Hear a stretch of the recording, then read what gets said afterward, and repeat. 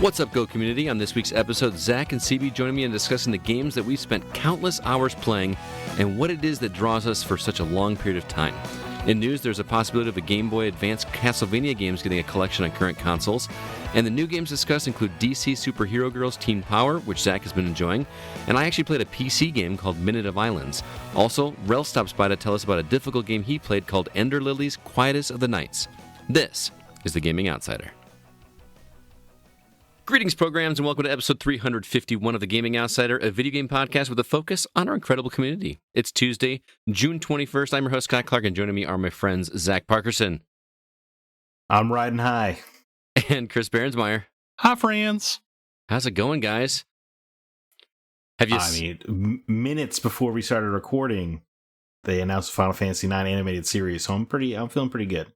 Yeah, not sure how to feel about that. I feel like I need to hurry up and finish the game or something, because it's not going to make it. Although they said it's geared for 9 to 13-year-olds, but anyway. That's fine. Yeah. That game is perfectly acceptable for 12-year-olds. Yeah, they need to play it. You guys down from your E3 high yet? Are we all over that? I felt very relieved when we were done. I don't know about you guys. Yeah, I'm good. What's kind of sad, because usually you're still talking about E3 the next week, but like it was just so largely uneventful that I don't think any of us are riding the wave anymore. Yeah, I was riding the high while it was going on, but afterwards, like just sitting here, there's nothing that stuck out to me as like just a memorable thing that I just am super stoked for that we didn't already know about. You know what I mean? There was no like I feel like the biggest surprise, and it wasn't even a surprise, was Guardians. I think it was a surprise that Guardians looked as good as it did, looked as fun as it did. True, and that it's coming to a Switch is a surprise. That's a surprise too. Yeah, I don't know. I'm just glad to get back to normal. We've got an awesome show here for you guys listening out there. Let's jump into the games that we are catching up on. Zack, anything interesting that you've been playing besides new games this week? Well, at the risk of being banned from the podcast again, I did pick my game that I play in the background. I booted up Nier Automata again. We gave you an entire Patreon episode to talk about Nier. I won't update. I'll try not to update every week like I did with KOTOR. Okay. But then after this, I think I am going to do KOTOR 2. It was just I had the bug to replay this. I understand. You know what? It was. I mean, it's prettier, but what really, it was quite a reminder when I booted it up just how much better it plays in every single way. Than the original? Than the original Neo. Yeah, I mean, just Platinum Games shines through in every capacity, especially the animations are so sharp in Nier Automata. I did think it looked pretty good. I thought the environment looked pretty bland. Yeah. And empty in Automata, but I mean, that's fair. It's it also goes through quite a bit of changes over the course of the campaign, though, so you don't want to build it all the way up every time.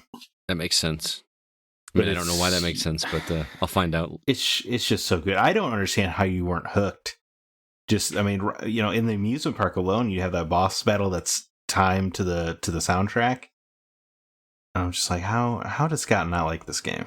I don't remember that. I guess I'm going to try it again. I will. Yeah, I got a site to get through. I still vote you just beat the final boss and then start your second playthrough. I still think that's the plan. The best way to go. Yeah, that's the plan. Because especially the second character's campaign that you'll be playing as has several arcade-like video game moments. Nice, I like it. So I think it might appeal to you. Anyway, and also 2B is wonderful. She's a pretty cool character. Let me tell you. I will agree with you. She's cool. CB, I am very excited to hear you talk about a game that you dove into this week. I saw you put it on our Facebook group. Go ahead, man. Yeah, I fell into the Binding of Isaac trap. It makes me so happy. Had you tried it before? Was this the first time you completed a run? So I dabbled in it for a while, like here and there, but I've always gotten frustrated with roguelikes, but I guess now that I'm really starting to use my Switch more, I was just like, you know what? I'm going to give this another go, and within, I think, 5 or 6 runs, I made it through my first run. Uh-huh.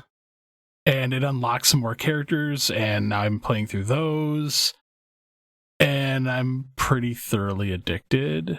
Yeah, dude. Of course, he played this much in a week somehow.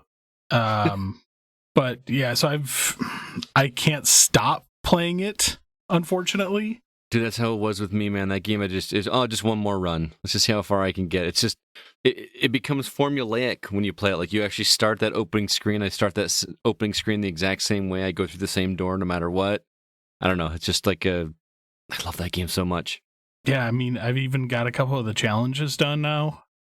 Dude, but here's the thing. You don't even know how deep that rabbit hole goes. Like, what's the boss that you fought? Just Mom. And what was Mom? Just I'm trying to be vague. the legs smashing down. Okay, with things popping through the hole. But then now that I'm playing as a new character, it's added like 2 more rooms. Mm-hmm. And I almost got to the final boss on that one. Right, so you fight Mom again, but then it goes to the next level, and then there's other bosses or another version of Mom, right? Yeah, it is nice finally seeing some variance in the mini bosses before, because it was always like monster, like you see the same ones over and over, and I think that's part of what turned me off the last time is I kept hitting those same ones, and I'm like, if this is just 6 levels, I'm going to be bored. And now that it's starting to open up, I'm like, oh, look, variance. I'm okay now. I don't know if you've unlocked the character, but when you do unlock the character Azazel, that character is super fun to play as. If you get the right run, it just feels amazing. The one I've been playing off, I can't remember, but when she gets Azazel low and flies. Azazel flies and shoots like a stream of lava out his mouth. Okay, I haven't unlocked that one yet, but I've unlocked the one I've been playing on is when she gets low, she turns into like a dark form, and her damage goes way up. Right. So I think it is Eve. Yeah. But I played Binding. I know words. I'm enjoying that one a lot. And the crazy thing, I think I told you this on either Patreon or Facebook, but there's a screen that shows you how many of the items you've seen. Like how many of the random items. Did you look at that screen yet? I've surprisingly unlocked a lot. Okay, then I don't know what I'm doing wrong then, because I feel like I had maybe half of them. I think I'm about half. Do you realize there's multiple pages though? Yeah. Like I scrolled it's through. It's just insane to me how many items there are in that game. But I think it's because I'm playing on the same save file as I had before, where I just kept smashing my face into a wall, but collecting every single thing. Like, in the beginning, I kept picking up the pills. I wasn't sure how the pills worked. Right. And so, like, every time I picked them up, I'm like, question mark. And then I'm like, oh, if I tap the shoulder button, it does the thing. Mm-hmm. So some before, of the pills when I was are good, some of the pills are bad. Yeah, so before, like, the cards and the pills, like, the first time I played the game, I had never used them. Gotcha. And so now I'm using them, and I'm like, oh, look, you can... It opened up so much more that I'm like, okay, I'm actually enjoying this game now. It's impossible for me not to use the cards and the pills. Like, the curiosity is a real factor. I just have to do it. Even if it's bad, like, at least I know. Yep. So you're going to make me fire that game up again. I'm definitely playing through it a lot. What is just a definition of a game that's not for me, by the way? Binding of Isaac is? I just can't get past the aesthetic at all. The poop. So much poop. Well, it's funny because I've been playing it at work on the ambulance a lot, and coworkers will come up and they're like, what are you playing? And I'm like, the poop game. And they're like, what are you talking about? The poop game. Yeah, I turn around and I show them, and they're like, there's literally poop on your screen. I'm like, I know, it's funny. And Ed McMillan is worth tens of millions of dollars because of poop. Yeah, I feel like it becomes less about poop as you get further. Like the first couple boards are, and then it goes dark. What an old man you are. Well, I think because the way they visualize it, I actually think of them as boards. I think of them as arcade game. Dungeons. Dungeons. There you go. What else? Let me guess. Some more achievement hunting. Yeah, I've cranked out almost another 5,000 achievement points this month. I discovered 3. You're never catching up, Scott. It's over. I discovered 3 small games. One of them is called Discolored, which has a 3D limbo vibe to it. All right. But you can 3D finish limbo.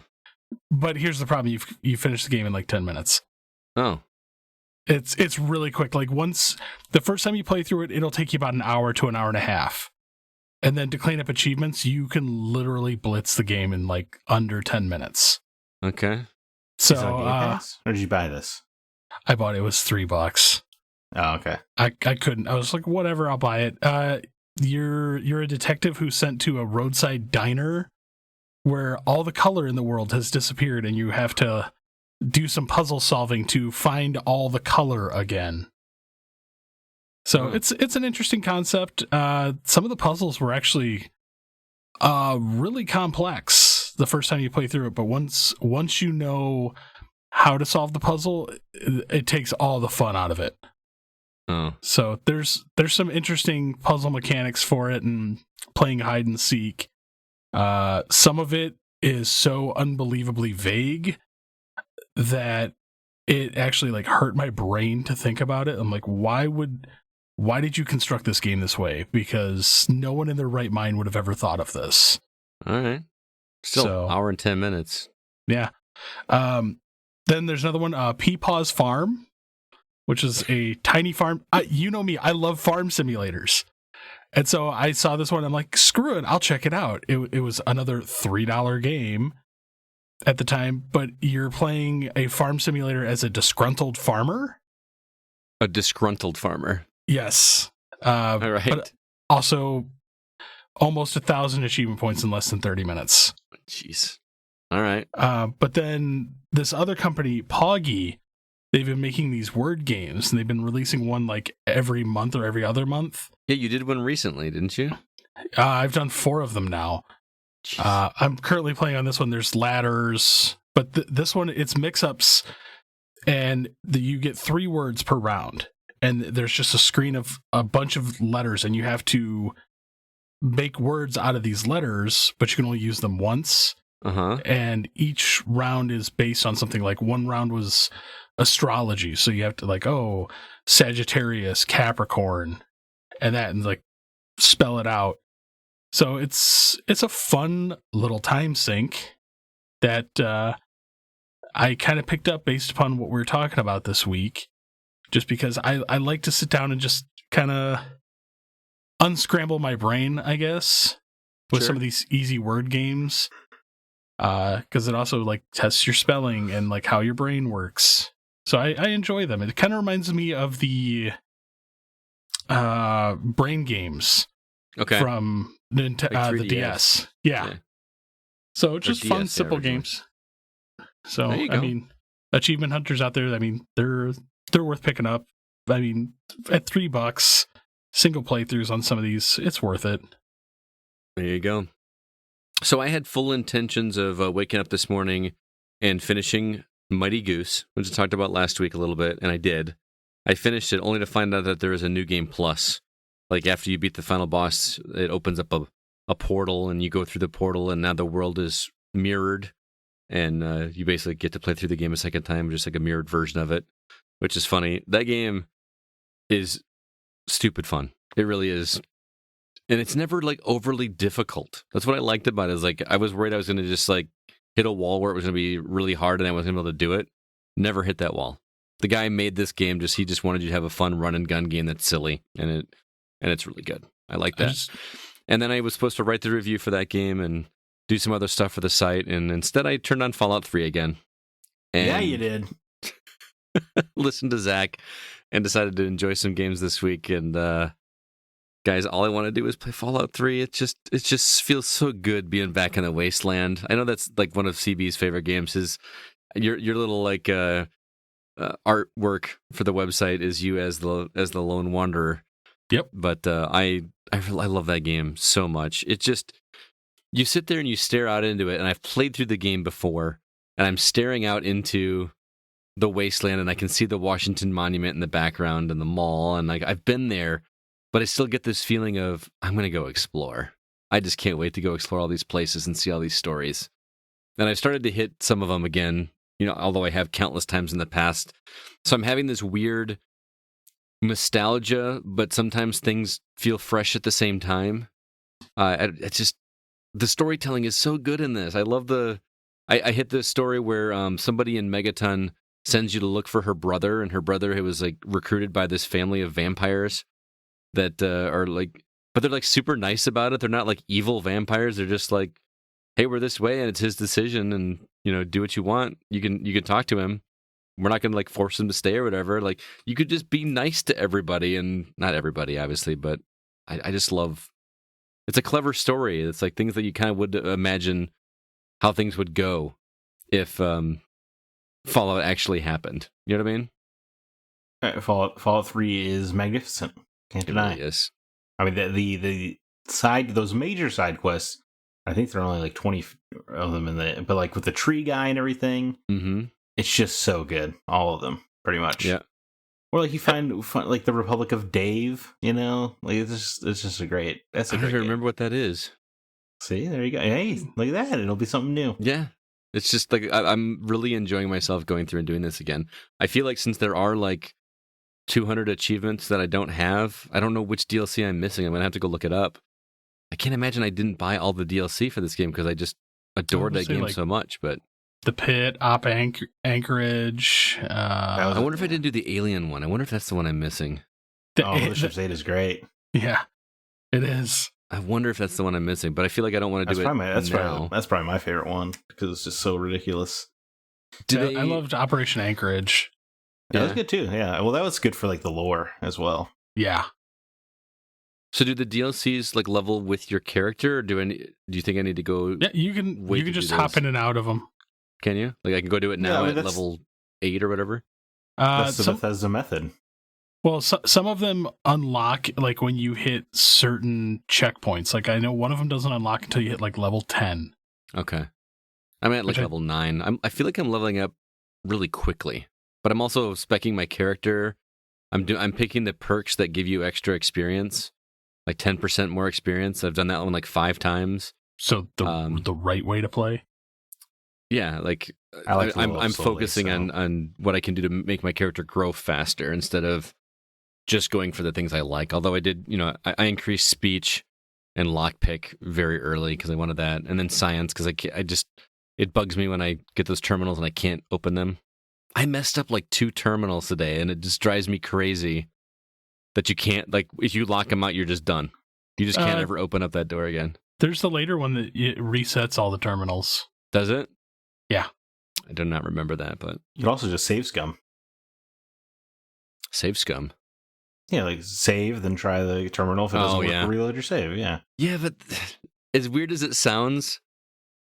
Wait, you don't know the terminal trick?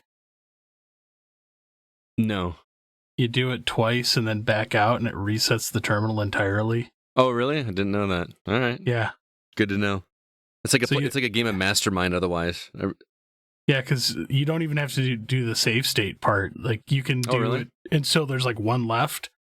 Exit the terminal, you go back into it immediately, and it completely resets it. Oh, nice. Did not know that. All right. I don't know. Maybe I did know that, and I just like forgot it because I feel like that's something I should have known. But yeah, maybe you knew it in 2008. Maybe I played that game a lot, guys. Like a lot. Yeah, it was right place, right time. Fallout 3. And you know what? I probably never would have played that game except I was back on Rotten Tomatoes, and we had a video game forum on Rotten Tomatoes. That's where I met a lot of friends, and we used to hang out there. And we used to do a gift exchange every Christmas. Like you would get randomly signed up with one other member, like someone would draw straws out of a hat or whatever.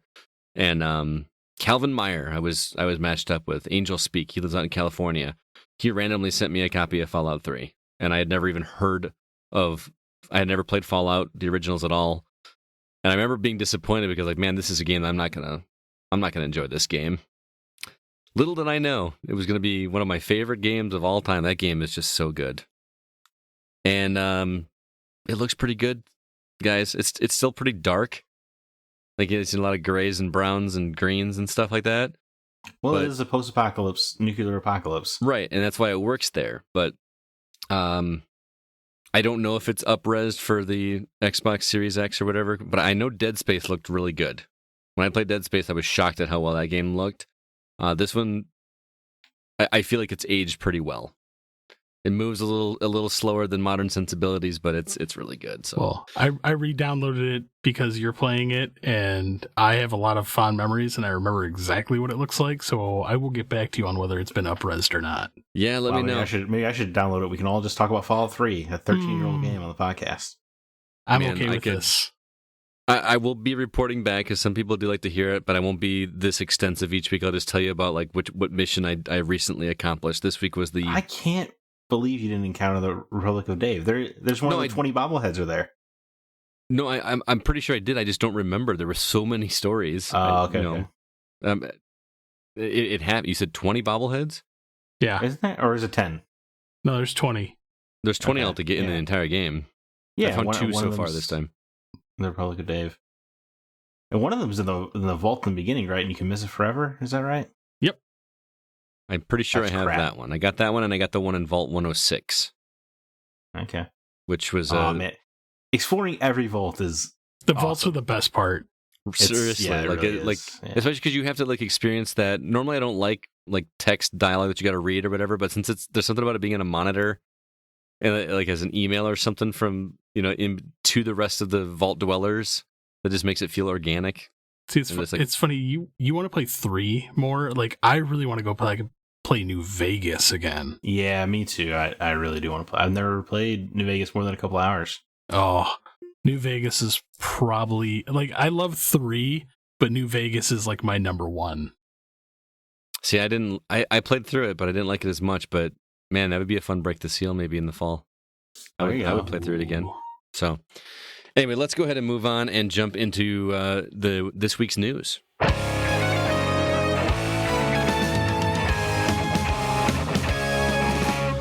So, starting things off, it looks like a possibility of a Castlevania Advance collection could be coming.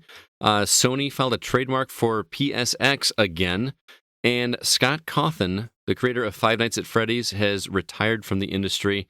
And I was also going to add on here as well the Final Fantasy IX television show, but Zach brought it up already. But that's the week's news. What out of these stories interests you guys the most? Zach, let's start with you. Honestly, I think it's this Castlevania Advance collection. Yeah? Even though it's not actual fact and it's technically a rumor at this point, it's a pretty solid one. Well, you can usually assume the rumors are pretty solid when IGN and GameSpot are running it, and kind of, our own sources also confirm, and that's the case here. So it seems all but assured. And if I was Konami, I'd be riding the coattails of that Netflix show and re-releasing every Castlevania game. Yeah, I'm with you. It just seems like gravy money because those advanced games are some of the favorites. I mean, I think Symphony of the Night is the universal, quote, best Castlevania in a lot of people's eyes. But right behind that is some of these GBA games. Yeah, Aria of Sorrow is my favorite Castlevania game. Is it? They're just really, really good. And I just hope that it's not just like a Switch thing. I hope it comes to... I mean, the other Konami ones came to console, like Xbox and PlayStation, right? Yeah. The Castlevania one, the Contra one. I know it came to PlayStation. Yeah, because I know the current Castlevania collection, I have it on Xbox. That's right, because I talked about that a couple weeks ago. I played it as well, yeah. I really just want to get into these games, but I'm not good at them. You said yourself the last couple of weeks that you've gotten better at platformers. I have, but there's something about the Castlevania games that like I'm just not good at. I know what you mean. When you're used to things like projectiles, like a Mega Man where you can shoot across the room and you can do a little bit of range, something. Castlevania requires you a lot of times to be in close proximity of enemies to attack them if it's a whip. You know what I mean? Yeah. So I can understand that it's nerve wracking, but man, I will definitely pick this up because I didn't play all of them. And for those that aren't familiar, the 3 titles that were on the Game Boy Advance are Castlevania Circle of the Moon, Castlevania Harmony of Dissonance, and Castlevania Aria of Sorrow. Really solid, really good games. I haven't played them all, but the ones I did play are really, really good. So I say that, and I also said I was going to pick up the Mega Man Zero collection, and I never did that. So that's when I need to pick up whenever that comes on sale. There's no need to play it at launch, but I see what Zach's talking about. What about you, CB? Anything stand out here? I want to talk about this very confusing Sony filing a trademark for the PSX. Why is that confusing? They did it before. Because they already have a PSX. Well, it probably ran out, right? Or are you talking about the PS1 re-release? Is that what you're talking about? Well, that was the PS1. So right, but at one point the PSX re-release was called the PS1. No, the PSX is the PlayStation 2, but with like a more console unit, because I have one. Wait, so there's something, the PSX is not the PlayStation 1? No, the PSX is a PlayStation 2 with built-in internet capability, DVD drive, and a much larger hard drive. In fact, the PSX is from 2003. Okay. I did not know that. In my mind, back in the early 2000s, I thought the PSX was just a funny way of saying PS, instead of calling it the PS1. Yeah, and that's... I originally thought the same thing. I was like, the PSX. I'm like, the PlayStation 1. And somebody sold me this thing. It's a PSX. I mean, it's huge. It's like the size of an old VCR. Like, oh, really? It's gigantic. I think it wasn't like it was like a DVR or like a VHS or it was like some kind of video recording software. I think, it had the ability to record TV or your gameplay because it has ahead of the time. It has like the base model was 150 gigabytes, and then the premium version had a 250 gigabyte. That was a lot in 2003. Yeah, it was a pretty fancy piece of hardware. So I'm sitting here like they filed the trademark for the PSX again. I'm like, oh my god, are they bringing back the PSX somehow? But well, we don't know for sure. But remember, PlayStation Experience has been a thing, which is like their name for one of the live streaming service, not services, but shows, like stream shows that they do. Yeah. According to what an article I read, the trademark is related to, and I'm quoting here, creating, organizing, and conducting exhibitions and conferences in the field of entertainment and video games.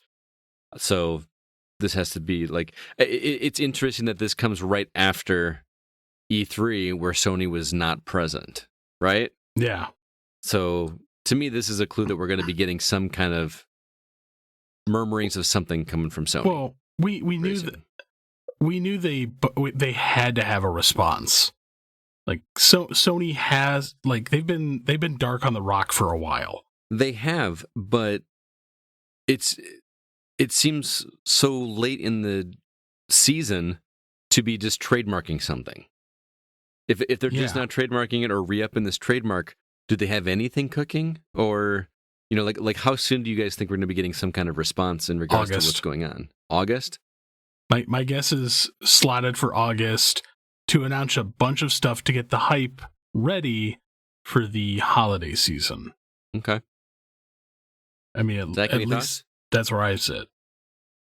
I mean, I would guess December. I feel like that's when PSXs were. I could be misremembering, but I mean, of course, this makes sense. So, I mean, Sony has so much momentum right now, seemingly without doing anything. They don't even have exclusives on their console, and they have endless momentum. Their fanboys are very strong, that's for sure. Their marketing budget could just be $0, and it seems like they would be okay. Mm-hmm. Yeah, it's crazy. It's unbelievable. They're the New England Patriots of video game manufacturers. Yeah. Or the Yankees. I could agree with both those analogies. Yeah. Yeah. Well, I want to talk real quick about this Five Nights at Freddy's guy. I know we don't get into politics too much on this show, but this story made me angry. And I will not say whether I'm for or against what this guy did, but I'll say it. Okay. I'll just say it. Well, okay. No, you can read this story first. I'm just saying I will assert my opinion. That's all right. Fine. So the guy that created Five Nights at Freddy's, he left because apparently he had contributed financial contributions to certain politicians, and is basically on the verge of being canceled. So you can probably guess which side of the aisle he has been contributing to. But he's basically passing on the rights to that series to somebody else to take over. So the series isn't dying; it's not going anywhere. But he's just not going to be involved in it anymore. He's going to, basically take his success and his money, and like he's been working on that series for what, like 6 years or something. He's got to be just like longer than 6 years. Yeah, right? It's been a has it while. been that long? But I mean, Five Nights at Freddy's, I never realized was so huge until I became a teacher. Like Five Nights at Freddy, the number of Five Nights at Freddy's backpacks that I see every day would blow your mind. It's just insane how huge that is. So not only is he's got to be getting residuals on that, so he's gonna be just fine. He's got to be worth tens of millions of dollars. Yeah, like for real. Maybe $100 million. Like honestly, that series has only been around for 7 years. I thought it was 6 or 7 years. That guy did not slow down. He hit the ground running, and then licensed that bad boy out everywhere. And they're up to like 5 or 6 of them, and then there's a VR one that's coming. Yeah, there's a movie coming. I do know that he is in the Guinness Book of World Records for like the most sequels in a year for a game franchise. Yeah, I've never played one, so I can't say. I get the impression they're pretty simplistic games. They're just jump scares, right? Jump scares and timing. Yeah. But I could see if you're a kid, and there's like an overarching lore and animatronics, and I respect like the franchise was started because Scott Cawthon he made some game, and like people would always make fun of his animations being poor. Mm-hmm. Like he would, like his like Newgrounds games or whatever, his like free games he put out there, and people would always be like, yeah, they look as bad as animatronics, so he just made a game with animatronics and leaned into that. Huh. That's clever. That's a bold strategy, Cotton. Yes, and I think you could say it paid off. It did pay off, and then some. Yeah. So yeah, I'm curious your thoughts on this, because the whole cancel culture thing just really makes me angry, and not because of the political affiliation. It would make me angry no matter which. If someone is being scared out of their profession by a group of people that don't like what politician he supports, that really bothers me. And I didn't read deep enough into it. I don't know. Maybe you feel differently than I do, Zach? Yeah, I mean, at the risk of never getting a job in the industry, it's just one side of the political spectrum feeds the narrative. This guy donated to conservative politicians. I would argue he's worth tens of millions of dollars, right? And he donated $50,000. So I mean, he could have done a lot more. Like, it's so minuscule, I don't even know why it would bother you in the grand scheme. Mm-hmm. And also, like, all of these sites and specific individuals going after him. I mean, you're showing your colors, right? Because Ubisoft has done nothing to address any of its harassment claims. Mm-hmm. In fact, they just let Michel Ancel just walk out of there when his name came up. Yves Guillemot ran a company that has just had dozens of multiple corroborations with sexual allegations and mental abuse, and that guy's still in charge. But you stopped writing about him because they give you the games that feed your pocketbooks. Right. So you're showing your colors because you're going after the guy you can, but you're not actually going after the people who are dangerous. Right. You're going after the guy who donated $50,000 to several different politicians, so barely affected their campaigns at all, but you're letting the guy who's raking in tens of millions of dollars at the head of Ubisoft just get away with everything scot-free because you need their games. Right. And that's scummy. So you're exercising the powers you have, which I think is just childish, honestly. And this guy did nothing wrong. How quickly he exited the industry, to me, also says he must just have wanted out anyway. Because as any of these cancellations have proven for people who do far more disturbing things like that conservative politician lady, I can't remember the name of, who we keep giving oxygen for some reason by saying outlandish things. Mm-hmm. You can just ignore the Twitter mob and you just never have to worry about them. You don't actually get canceled. Notch is another great example. He just says whatever he wants and doesn't care. Right. creator of Minecraft, and nothing happens to him because there's no real power, only the power you let them have. So I think, I mean, this story sucks, but I would also say he obviously wanted out because he left so immediately. I'll agree with you, Zach, on that. Like, I think he was just, I'm tired of making this stuff, and he was just trying to find a way to exit. Well, I mean, there's some people that are satisfied with reaching a certain level of success, not only in the industry but also financially. Whereas, some people, there's never enough money. You know what I mean? So I haven't been following this one terribly closely, but I do know that every time his name's brought up, it's all about the donations made to campaigns. It's not like, oh, he said mean things to me, or he that's did. all I've read that he's done. Yeah, is made contributions to people that certain people don't agree with. Yeah, that's it. Or politicians that I hate touching on politics so much, and this is why, because it's uncomfortable. But just because you support a politician on either side of the aisle doesn't mean you agree with every single thing that they support or are against. Correct. You know what I mean? Yes. So I think the major controversy is that these politicians have some like anti-LGBT history. Mm-hmm. But he himself said, like, I'm pro-LGBT. It's just the policies where they wrap that up in go with the other policies that I do happen to agree with. I wish his response would have been a little bit different. Because he said something, I have plenty of friends that are like, no, you don't say that. Yeah, my best friend's black, that old defense. Yeah. But I think he's made his millions, and he's just, whatever, I'm done. But at the same token, it also angers me that we give so much power to Twitter and other social media sites and the people on there. The frustrating thing about Twitter is every time you give them what they want, there's the financial thing that they say they want, they never show up for. Yep. They scream to the high heavens they need X, for Y property, and then when they do that, nobody shows up for it. Right. So, Twitter is 1% of your audience. So you really need to stop thinking it's the world. And in terms of politics, before we jump off of this, and we should probably give a timestamp for this section, huh?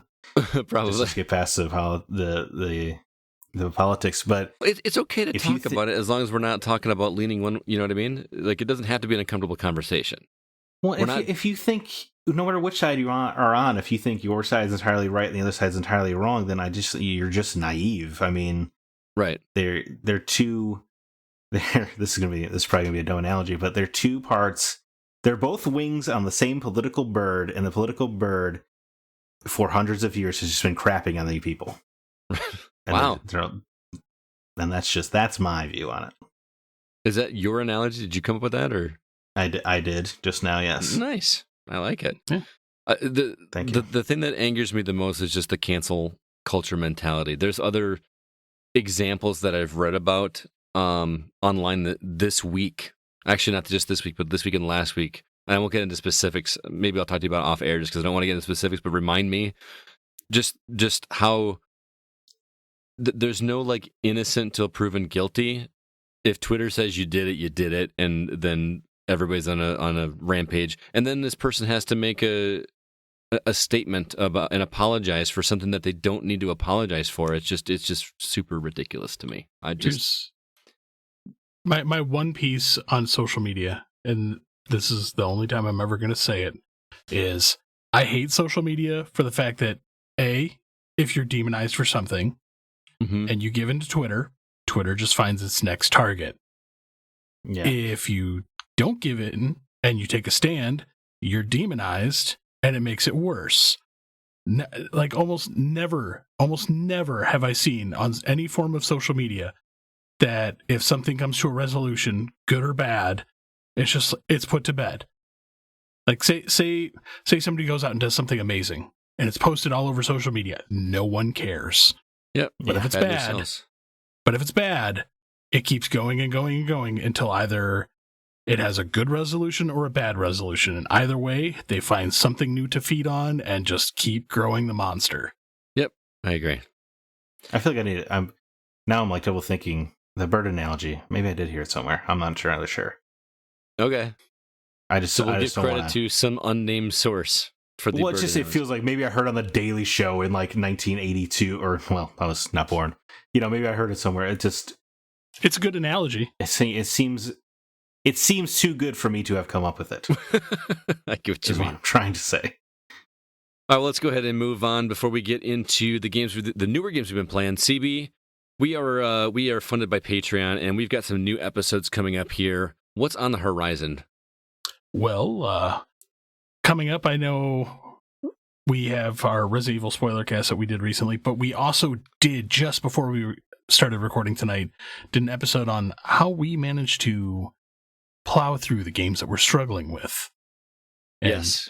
it Games got that we have pretty to review interesting. because we've gotten review copies of some games that we didn't like very much, and we wanted to talk about what our process was for doing that.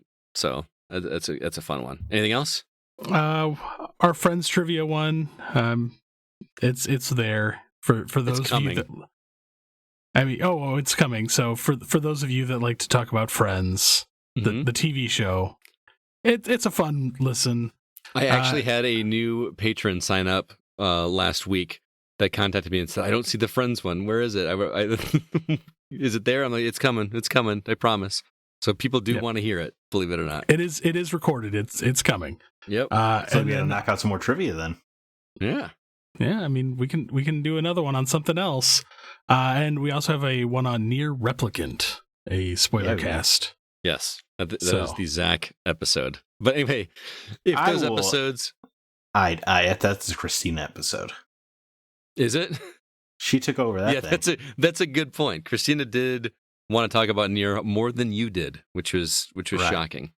It was So. quite. I was surprised. I'm happy to let her talk. Well, if about you would it. like to hear our friends' trivia or hear Zach and Christina gush about Nier Replicant, or maybe what it's like to review games that we don't like very much, or any of our other podcast episodes that we've done for Patreon exclusive, head over to patreon.com/thegocast and help us keep the lights on over here at the show.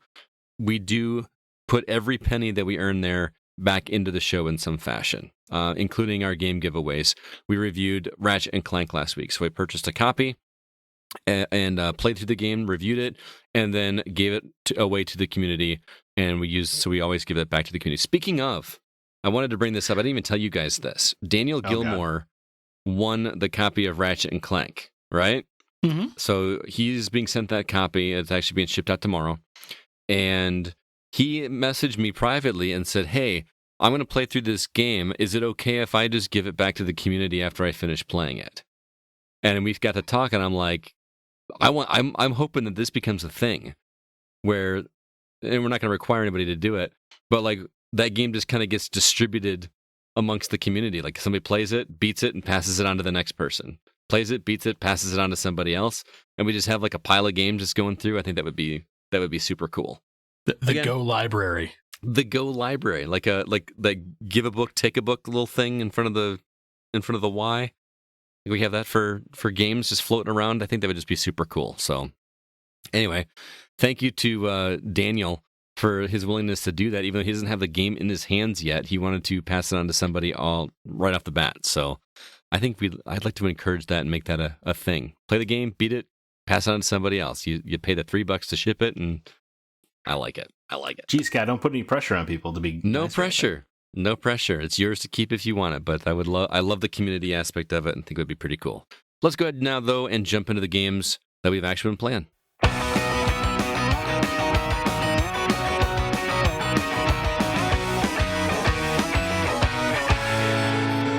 Zach, I see quite a list this week. Yeah, all the games were waiting for E3 to exhale, and now they are being launched upon us. Yeah. Right at the top, we got Dungeons & Dragons Dark Alliance, which is a spiritual successor to Baldur's Gate Dark Alliance, except they bring the camera like low and behind your back, and it actually looks pretty cool. Coming to PS5, PS4, Xbox Series consoles, Xbox One, and PC June 22nd. Notably, this is a Game Pass launch game. Yeah. Did you see the Yeah. trailer, by the way, Zach? Yeah, it looked awesome. I'm hoping it's the same trailer I saw. The trailer's hilarious. The one I saw was like, I did not see a funny trailer.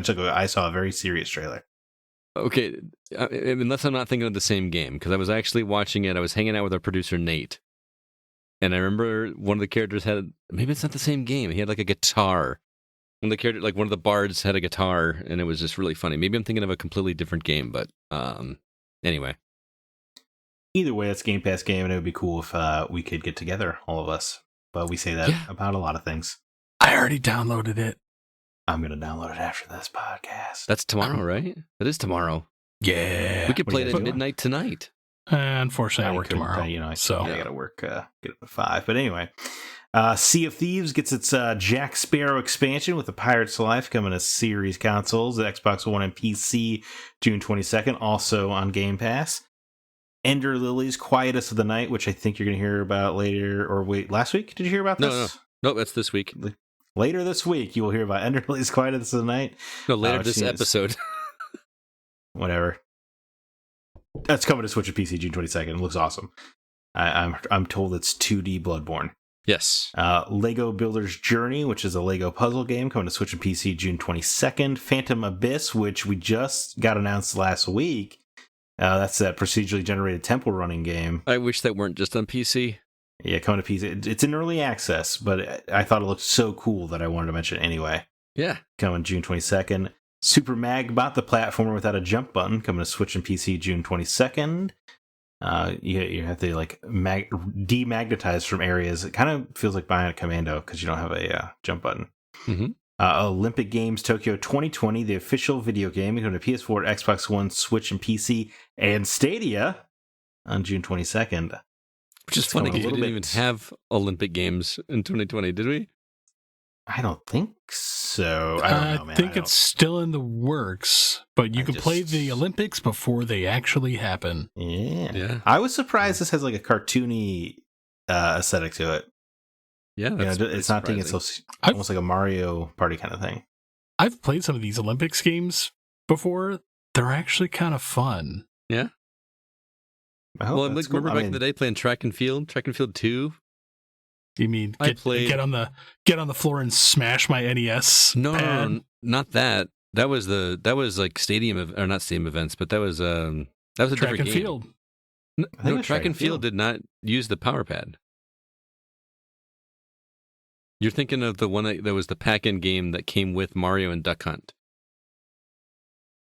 Track and Field, maybe Track and Field 1 did. Track and Field 2 did not use the power pad.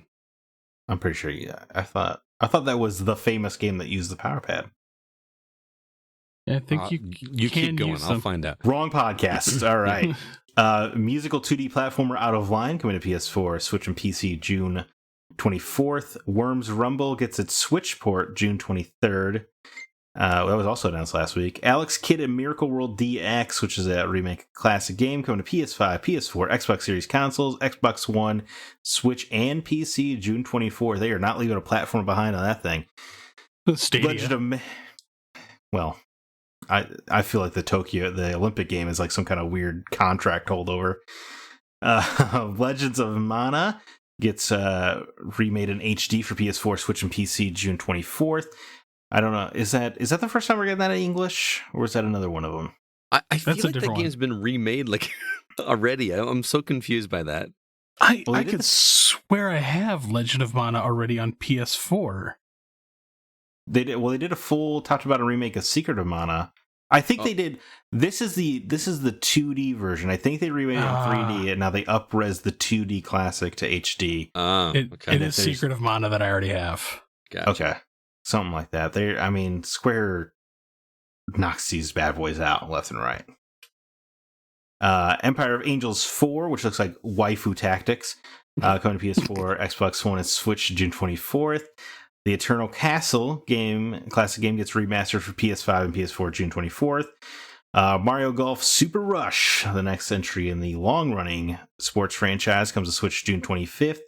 Brand new IP, Scarlet Nexus, coming to PS5, PS4, Xbox Series consoles, Xbox One, and PC June 25th. And then Tony Hawk's Pro Skater 1 and 2 HD, which also only got announced, I think, last week, coming to Switch June 25th. Well, I can tell you right off the bat that Zack is going to be playing Scarlet Nexus. That's a no-brainer. Incredibly true. I think that Mario Golf Super Rush is going to be our July giveaway, because I think I'm going to pick that one up to review it and play that one, because I love me some golf games, and I love Mario Golf especially. I like the story mode intrigues me. Mm-hmm. Remember how good the story mode was in Mario Golf on the Game Boy Advance? Yeah, yeah. Like I think it was RPG elements and stuff. Regular Game Boy, but yeah, I think it was a banger. Mm-hmm. I'm gonna have a busy week. I'm gonna have a busy week because I'm gonna be picking up my copy of Mario Golf. I'm gonna be playing Dark Alliance. But the one that really kind of sticks out to me all of a sudden is that Lego Builder's Journey. Okay. That game looks like fun. Just like it almost looks meditative. It does. And I mean, me and our producer Nate, like we both love Legos. So like I could play like a Lego game on my Switch, but it's like actual Legos, not like cutesy animated like Lego story games. Right. This looks like it's taking Legos seriously. I'm surprised you're not all over Alex Kidd in Miracle World. I want to play it, but for me, it's a back burner right now. Okay. Mostly because Dark Alliance is going to chew up some time this week. I didn't realize that was coming that quickly, and I picked a bad time to go on vacation. I'm sure you did. Play Dark Alliance for a couple of hours and get all I want from it, which is why Game Pass is great. It is great. I can't believe you don't want to play Scarlet Nexus after you played that demo, Scott. I enjoyed it. I just I enjoyed it as a demo. I feel like I may have, like you just talked about, put your couple hours in with Dark Alliance. Yeah. I kind of feel that way about Scarlet Nexus. I am thoroughly impressed with what they did. I just don't know if it's one that I want to play for its entire run. But you could say that's a game not for you. I don't know if that's fair because I really did enjoy it. It just it felt it was stressful. I know that doesn't make any sense. I know exactly what you mean. There's so much going on at any given second. Yeah, I never felt like I'm maybe I'm getting old, but unless it's a series that I'm like super tied to. That's why I don't like Dark Souls and Bloodborne, because I want to sit and enjoy myself. And I was very impressed with what I played, but didn't enjoy myself a ton. I'll continue to be our nonsense Japanese game correspondent, I guess. Well, I think Alyssa's on your side a little bit. Yeah, that's true. She likes. I enjoy some nonsense too. Yeah. So, but speaking slow down, Willy Wonka. Speaking of enjoying ourselves, Zach, I need to hear about DC Superhero Girls Teen Power. Oh yeah! Wow. Yes. That's a game. Let me tell you, it's wow, very interesting because it has more focus on the civilian life than the superhero life. Wow, really? I don't know if many games do that. I can't think of outside of Telltale's Batman games. I can't think of any. I mean, there was like a segment. I feel like there were segments in the most recent Spider-Man. No, yeah, I mean, there definitely are, and even the old Spider-Man games, you would go to the Daily Bugle or whatever. But this is different in that the majority of the playtime is as the civilian identity, Kara Danvers, Barbara Gordon, not Supergirl or Batgirl, which is definitely different. That being said, television show, right? Yeah, it's based on an animated series of like great renown. I know it's beloved. It's from the same woman that created the My Little Pony that everyone got so obsessed with. Created this, so I know it's been also quite a hit. They have like spin-off books and comics and all sorts of stuff. All right. I've only ever watched the Green Lantern related episodes, and they were all quite delightful, I will say. Now, could you watch it in the middle of and not be completely lost? Are those? Yeah, because I mean, it's a kid show, right? It's just like 10-minute little segments, and they just get in, get out. And I know who the characters are, so that probably helps me as well. But most of the animated superhero stuff was like that, like the old Batman animated series. You could jump in at any point and enjoy it. They're like Monsters of the Week type things. Stan Lee's rule for comics was that you always have to, when you're writing it, you have to remember that every comic is somebody's first comic. Yeah. I feel like that's the rule with superheroes. Anyway, it makes a wonderful first impression. I think the art style is delightful. The characters have like a lot of, they're not like motion captured faces or anything. There's like within their cartoony look, they have a lot of range, and like they add like a watery effect to the characters' eyes when they're excited and stuff. Like they're gonna cry with joy. It's like a very cute look. and they have all the voice cast from the show, which is a phenomenal voice cast, and so everyone just sounds great. And you know, I long for superhero video games to take the civilian persona more seriously, because I think that's why comic books work so well, is because it's usually a clash of, you know, your responsibility versus what you want. And you're often, you know, Bruce Wayne has to sacrifice love for the sake of his city, you know, stuff like that. It's always compelling. And this is a little bit more lighthearted, but it was refreshing to see the focus we put on the person before the cowl. Okay. So is it fun to play? Sometimes. Yeah, I mean that's kind of the crux. The first like hour or two were just absolutely delightful. I'm smiling the whole time. You know, the exploring the city was fun. You know, a lot of novelty in that none of the playable characters outside of Catwoman has ever had their own game, and Catwoman's game was based on the terrible Halle Berry movie. Ugh. So you're playing as characters who've never had their time in the light before. It was, you know, so it's very refreshing in that regard. And that, as a fan, carries a lot of novelty. Also, it's just straight up crime that Wonder Woman has never had a video game. That doesn't make any sense to me. That seemed like perfect marketing. No sense. An open world game on Themyscira, done. Like, what are you doing? Mm-hmm. Anyway, frustrating. So that carries a lot of weight. But then, you know, you get introduced to, like, there are 4 areas I can think of off the top of my head, and I think 1/5 where it's just a boss fight, and those are the only environments in the entire game. And you're not like unlocking new items to like explore new areas. You're not finding any fun shortcuts or anything. You're just exploring the same like 3-block radius, or you can take a bus to a different area that's like 2 blocks, or you can take a bus to your high school and just hang out in front of it. And those are like the 3 areas of the game, and then there's like a sewer you can explore. Like That's pretty lackluster. It is, and it doesn't bother me in some games, you know, like Dragon Age 2 was quite infamous for reusing environments, but it worked for me because the story or the characters were, you know, different when you visited, or like, I don't care what the background is if the story is compelling, but there's no compelling story really happening here. Whether that's because it's a kid's show or not, you know, that's up for you to decide. But it just felt repetitive and was just not fun, because, like, you know, you can send me to the same sewer 12 times, but if you give me 12 different side quest stories that are fun, I'm not going to care. Right. But that's just not happening here at all. So are you recommending?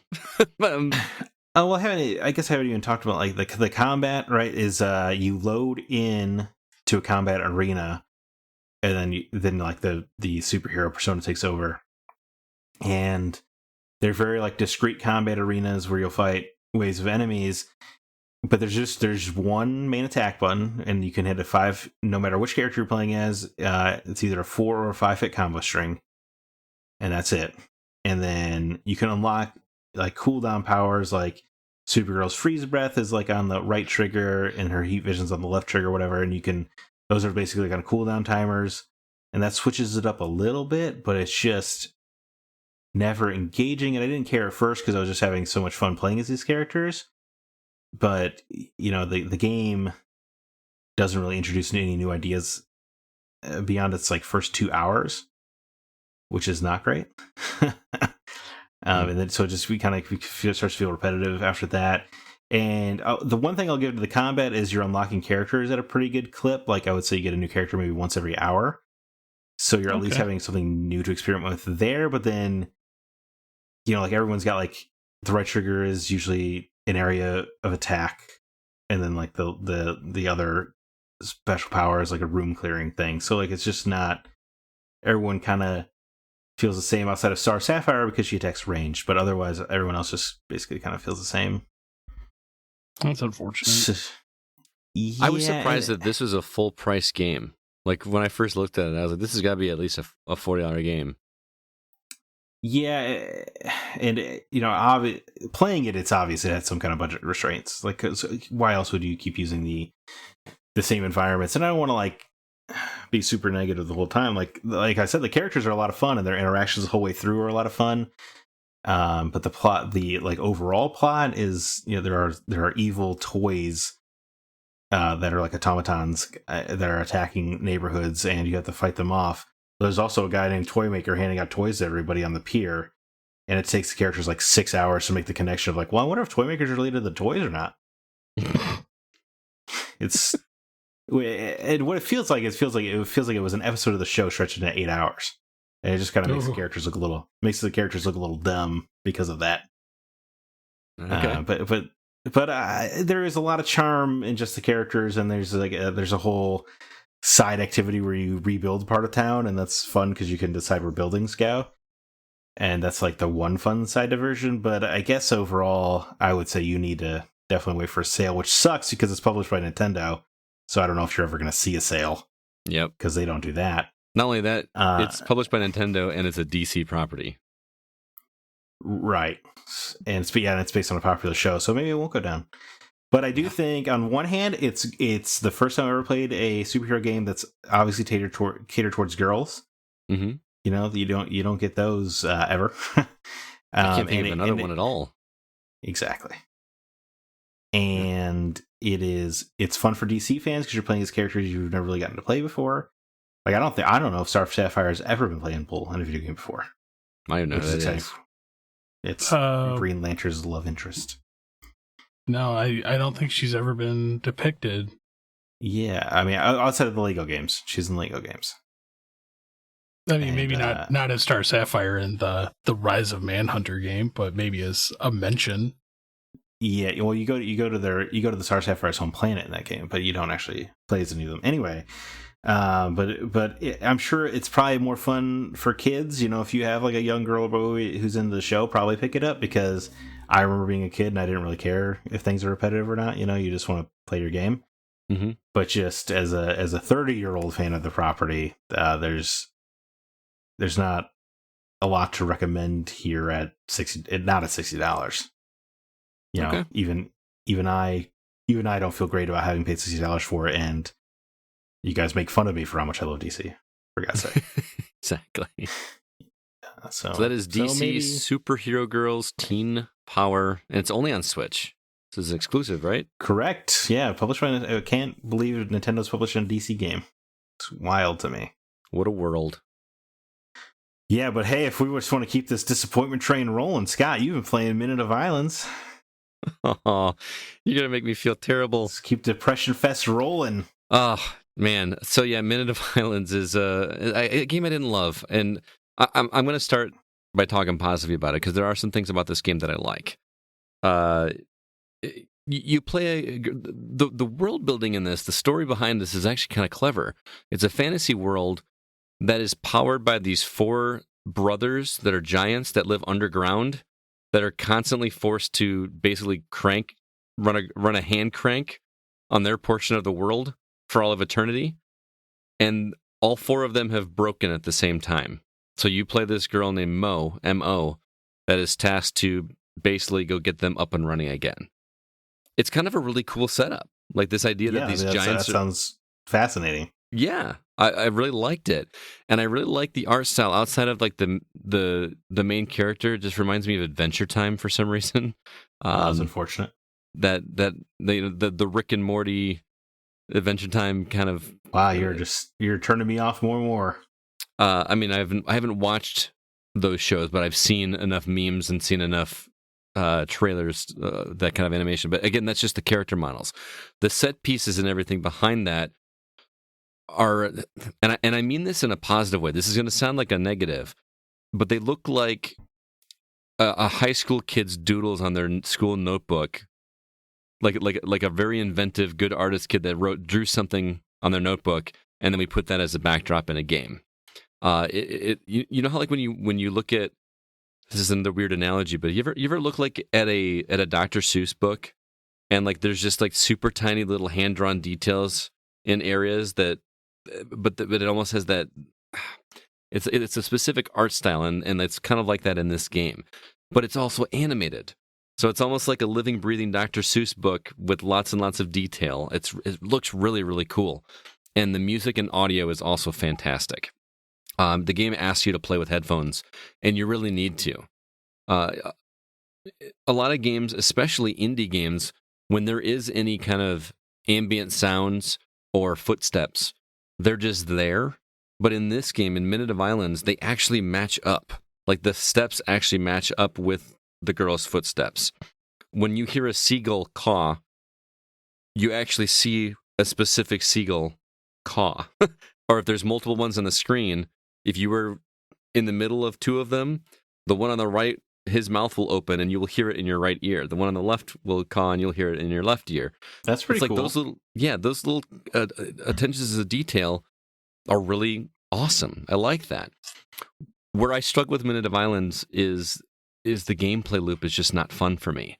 And granted, I'm playing on Mac and I don't have my controller, so I was playing with the arrow keys and like I think it's like D and F or whatever are the basically A and B buttons. But it did not require a lot of dexterity. There's no dying in this game or anything like that. You're not dodging enemies. You literally just go from A to B and click on something to reignite these four giants.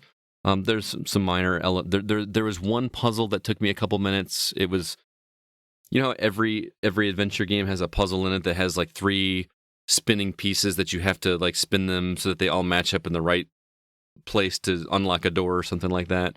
It's one of those puzzles, but it happens literally once. Everything else is super archaic platforming that almost doesn't even need to be there. I don't know. And then once I get through it, I had to backtrack my way all the way back to the beginning of the level just to be able to get to the next level. Instead of like, oh, I got this brother running up again. He's now hand cranking this motor. I do that, and now I have to actually backtrack all the way back to the beginning of the stage to get to the next level. And it didn't need to be there. I feel like this is a story that I would have wanted to have experienced just by watching it. Like this begs to be like an animated short or something instead of a game.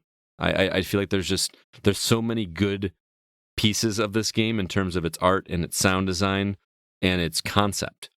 It's just, for me, not fun to play. I really was looking forward to it being over. So yeah, Minute of Islands is not a game that I recommend. It just wasn't fun to play. So you just don't have it in your blood to be mean. I don't. I try not to. But yeah, I mean, it just doesn't sound fun, and that's even a great story can't take you all the way through the game. You need to be interactive or engaging in some way, and it doesn't sound like it delivered. It also didn't help that I just finished Ratchet and Clank, which is like polar opposite, and those games aren't related at all. But I was just and very. I said this when you try to use this argument before, but like those games are so different. There's no way your brain's overlapping in that regard.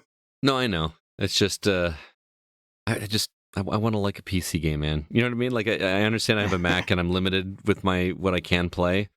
But I guess Keen was a game I played on a Mac that I really liked, but it also wasn't exclusive to PC. This one isn't either. Minute of Islands is also on Xbox and Switch and PlayStation, so I imagine it would be really easy achievement points. CB, just saying. Okay. I can't imagine. There are some collectibles that you have to find, but it's so weird. Like you come into a room and then it says the word remember, and you have to press a button to remember, and all of a sudden an image pops up, and you have to wait for it to get within range of you to be able to jump up and grab it, and there's your collectible. That's how every collectible in the game is. What a thrill! It's not too difficult. No, it's not difficult at all. I think if I remember correctly, I sent you a picture of this because I saw that it was on Xbox, and yeah, it got great reviews, and you were just like, don't talk to me.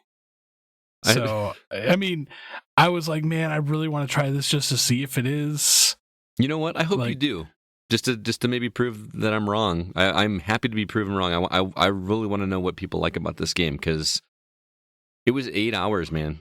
It took me 8 hours to get through this game, and it's not like it was tough. It never felt difficult. I just felt bored. I just felt really bored. So, if art is your thing, it's a very artistic game, but it needs to be fun for me. And Minute of Islands, unfortunately, wasn't. So, I mean, it sounds like it's barely interactive at all. It's really not. Yeah. I I mean, I know interactive novels are a thing, but this game throws in that gameplay to make it interactive, and it just doesn't need to. Just tell me the story. The actress, the voice actress that does the narration, is great. I think in my review I described her as female Liam Neeson. Yes, like it's just I could listen to her read the phone book. It's really great. Now I'm intrigued. Listen to it. Tell me I'm wrong. The way she says Mo sounds like Liam Neeson, the main character's name. Yeah, I just want to see what you think, but I will not be playing that one again on Xbox for achievements, I don't think. But I do have a review I want you guys to check out, though. I know that neither Zach or I liked our games, but let me tell you, Rel played Ender Lilies, the game that we mentioned a little bit earlier, A Quietus of Nights, and he loves this game, so you are not going to want to miss him reviewing this game. We'll play that for you right now. Well, hello there, Rel. How you been, man? Been pretty good. Happy Father's Day to me. To you, not to me. Yeah. Just, unless you count my cats as my kids, which, some people do. But you can. What are you going to do? You are allowed. Whatever it takes, man. Whatever it takes. You were here to talk to us about a game that you and I've been chatting about quite a bit we've been talking on Discord a little bit about your experience with this game. The game is called Ender Lilies, Quietus of the Nights, from developer Livewire, and it was provided to us by Stride PR. Now, you like Souls-like games, correct? You're a big Bloodborne, Dark Souls guy. Specifically Bloodborne. I have not played any of the Dark Souls games. I haven't played Demon Souls because I don't have a PS5. But I've played through Bloodborne, killed every single boss, all the DLC bosses, including Orphan of Kos. Played through the game again. Was gonna play through it a third time and then thought, okay, I have other games that I need to play. I should put this aside. So I loved Bloodborne when I played. Okay, well, you mentioned lots of comparisons to that game to this one, but more of like a 2D, quote, Metroidvania, or as Zack likes to call them, gear-gated adventure games. He's been trying to get away from that. But so tell me about Ender Lilies, Quietus of the Nights. It is very much a 2D Bloodborne / Metroidvania. And my initial impression of it was sort of Bloodborne meets Hollow Knight, because for one thing, you don't really have the same kind of level up progression system that you do in a Bloodborne game. There are level ups, but it isn't as granular as it is in Bloodborne. There's no like builds. It's just you get enough experience, you level up. It's more Castlevania Aria of Sorrow in that regard.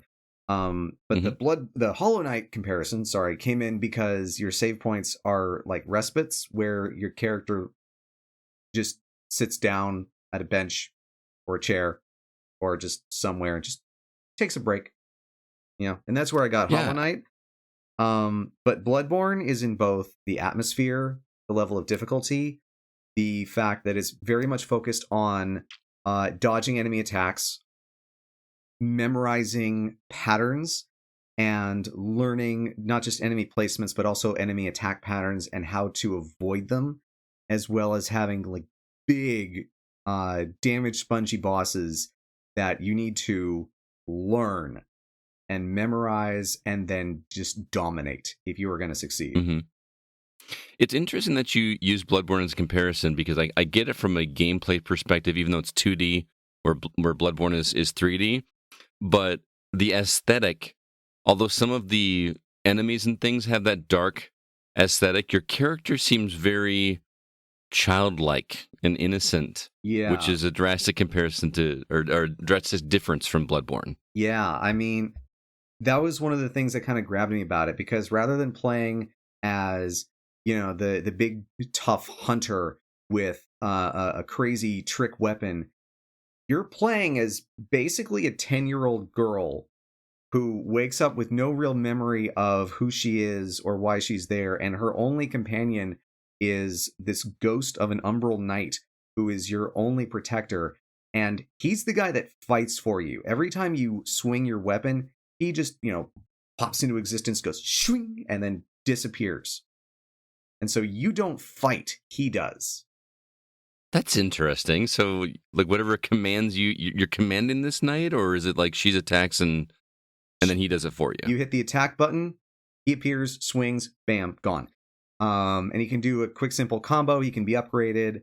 all the spirits that you can capture are upgraded. It's, it takes a little bit from Aria of Sorrow in that regard, because you can find blighted spirits out in the wild, purify them, and then they become a spirit, or like, kind of a sub weapon that you can equip and use, and just use like their special ability to either like, hit enemies from far away, lay down like a damage field, or just whatever their special power was, it's now yours.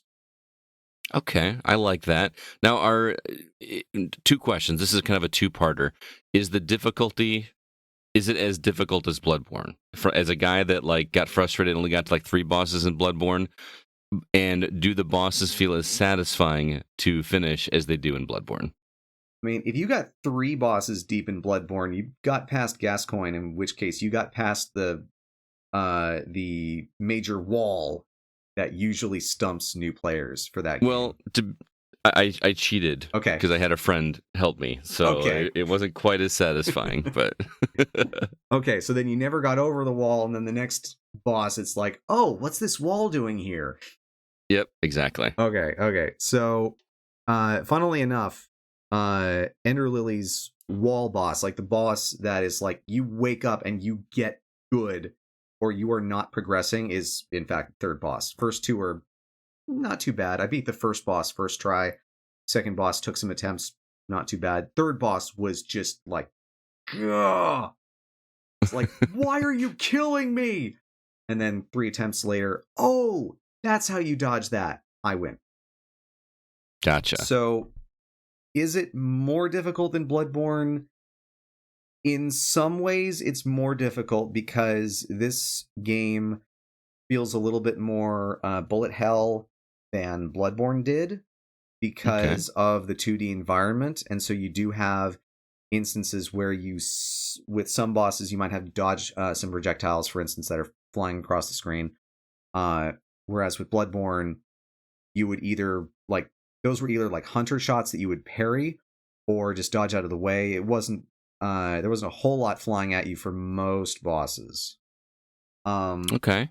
But on the other hand, you do get options because you have the spirits that act as sub-weapons, like I said. And so there are combinations that you can use that will help you take down a huge chunk of boss HP without putting you in danger. One of the most powerful that I found, spoilers, is actually very early on.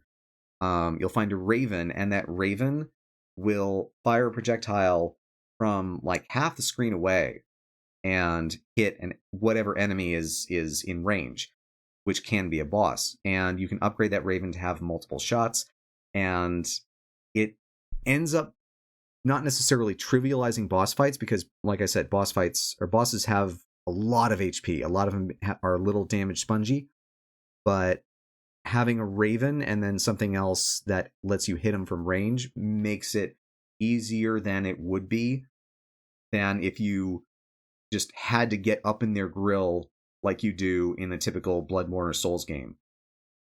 Okay. It sounds like, are you digging this game? I dug it. I not only, like, for a lot of games, I'll just try and get through it. This one, I played it, I beat it, I went back and got the secret ending. Oh, wow, okay. Yeah, which nice. Involved doing things that a Bloodborne player who has also gotten the secret ending in that game will understand what you have to do. And that's all I'm going to say. Okay, I got it. Fair enough. You're playing it on PC, correct? Yes, I believe it's also on all major consoles currently for $25 American. Yes, PS4, PS5, Xbox One, and Xbox Series X and S as well. Sounds like you hardly recommend it. It sounds like it might be too difficult for my taste, but I love that this is becoming a genre, and we're trying it in different ways. Well, I'm loving that they actually put out one that's good, because there are a ton of like Souls-like titles out there, but the level of quality is kind of, let's say, varies wildly. Yeah, I do recommend this. I do caution people about the difficulty. It will ramp up pretty dang quick. This is a game where you will die repeatedly, and you need to be okay with that.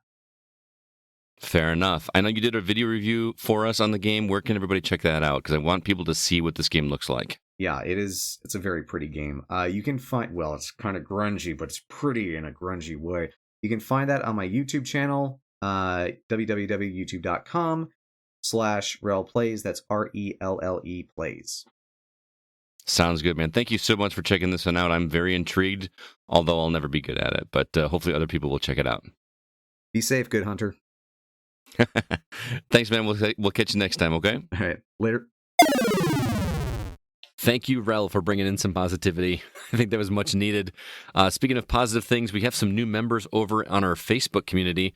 If you haven't joined already, head over to facebook.com/groups/the GoCast. We got a couple new members, including Jay Unken. That is Chloe's father. If you remember Chloe, who reviewed a game for us. He joined the group, and he's a massive gamer.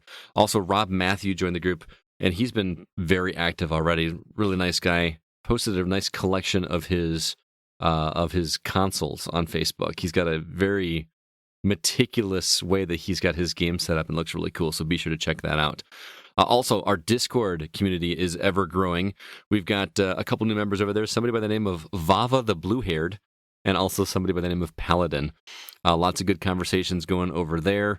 And as I do with Twitter, Facebook, and Discord, I try to keep updated with any relevant news items and all our reviews and podcast episodes and everything.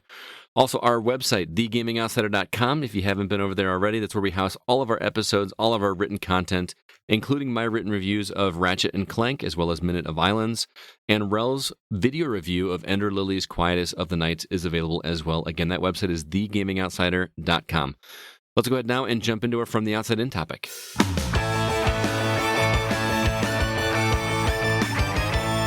This week, CB came up with our topic. He's been playing Binding of Isaac, which is a game that you could easily sink a large amount of hours into.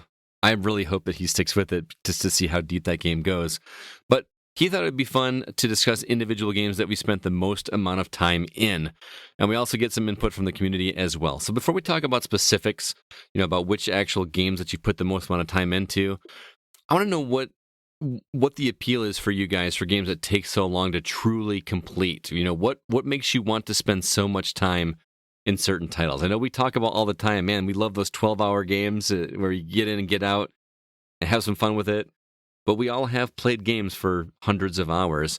What's the draw? CB, let's start with you. Well, I mean, for me, I know Zack loves the get in and get outs. I like the immersive worlds. Mm-hmm. I mean, that's a big thing for me. I'm completely content seeking 50, 60, 70 plus hours into a game. Well, you somehow play 40 hours of a game in 24-hour period, though. Again, man, I've created that magic time loop. I exist in my own world. He sleep games. He wakes up in the middle of the night, doesn't realize he put in another 12 hours. I guess for me, it's having that ability to be immersed in just like a beautiful world and enjoying your time there. Now, other games like Binding of Isaac or like arcade style games, it's got to have that fun game loop. I know I harp on you all the time for it, but like Ikaruga, for me, it just has such a fun game loop. Yeah, but you didn't play Ikaruga for 50 hours. You might want to I've probably put well over 50 hours into Ikaruga. No way. That game has like 6 stages. So, play it again and again. Okay, Galaga. I've probably sunk well into 1,000 hours of my life into that game. Wow. Okay. And it's because it's a fun game loop. Mm-hmm. I mean, but then again, I've been playing Galaga since I was like 6. So, when you think about it, like I'm gonna be 37 next week. I mean, that's 31 years of playing Galaga. Fair point. I get what you say about the immersiveness. I think Fallout is the perfect example of that, which is weird that we want to be in the world of Fallout, because that's just a desolate, sad place to be, right? True, but Fallout provides those moments in a desolate world where something amazing can come from it. Oh, I'll say Fallout's tone is not desolation. Like, there's a lot of fun stuff that happens. It's pretty over the top. I just mean like overall, the idea that the world has been destroyed. Is what I mean. Like the overall, within, But sometimes from destruction, beauty can arise. It's just, and video games are the most sincere form of time travel, right? Like, you can experience a world that you can't really experience. So, like, why wouldn't you want to experience this post-apocalypse? In theory, you don't want to experience it in real life. So this is your only way. And it's way more interesting than watching a show about it. I agree. And for me, the part about Fallout, and I mentioned this earlier when I was talking about playing it, is just the sheer exploration. You know what I mean? Like when you're a kid and you like just walk out the house and you go explore in the woods or whatever, you're not going to find anything interesting if you start digging in the ground or you start just wandering around. You're not going to find remnants of a former civilization. You're not going to find cool stuff like that. You always wanted to. Yeah, how do you know? Did you try? I did. I would go out and like try to find stuff and just explore and look for things, but it was always just, oh, hey, look, there's more nature, there's more rocks and more trees. You know what I mean? Like, I never found anything super exciting. Maybe some other kid's fort. Yeah, I was gonna say you can find forts, which is cool, or you find like an abandoned train yard. I don't know. Like I found one of those. That was always cool. Mm-hmm. But but exploring the wasteland or exploring DC and seeing what a worn down city that has so much history behind it, it was just a perfect cocktail of exploration and immersion for me that I'm obviously still enjoying to this day. And you're rewarded for it. You're rewarded for exploring. It never feels like you're wasting time, because even if you do just take down a couple enemies, at least you're getting experience. You know what I mean? Like you're always pushing forward, and I just so much love that. Yeah. A great argument, Scott. Yeah, I like that. But yeah, it's just being that immersed into something that you physically can't do is a big thing for me. From our community, Jay Onken, Assassin's Creed Valhalla, Fallout 4, Halo 3, Duke Nukem, Final Fantasy VII, like these are games that he put forward, and I agree with every single one of them, because it's something as a person like I can never truly experience. So being able to live out that experience through the eyes of your character. So you just really wanted to be able to pick up your own poop out of a toilet and throw it at the wall? Is that what you're telling us? Yeah. Hell yeah, baby.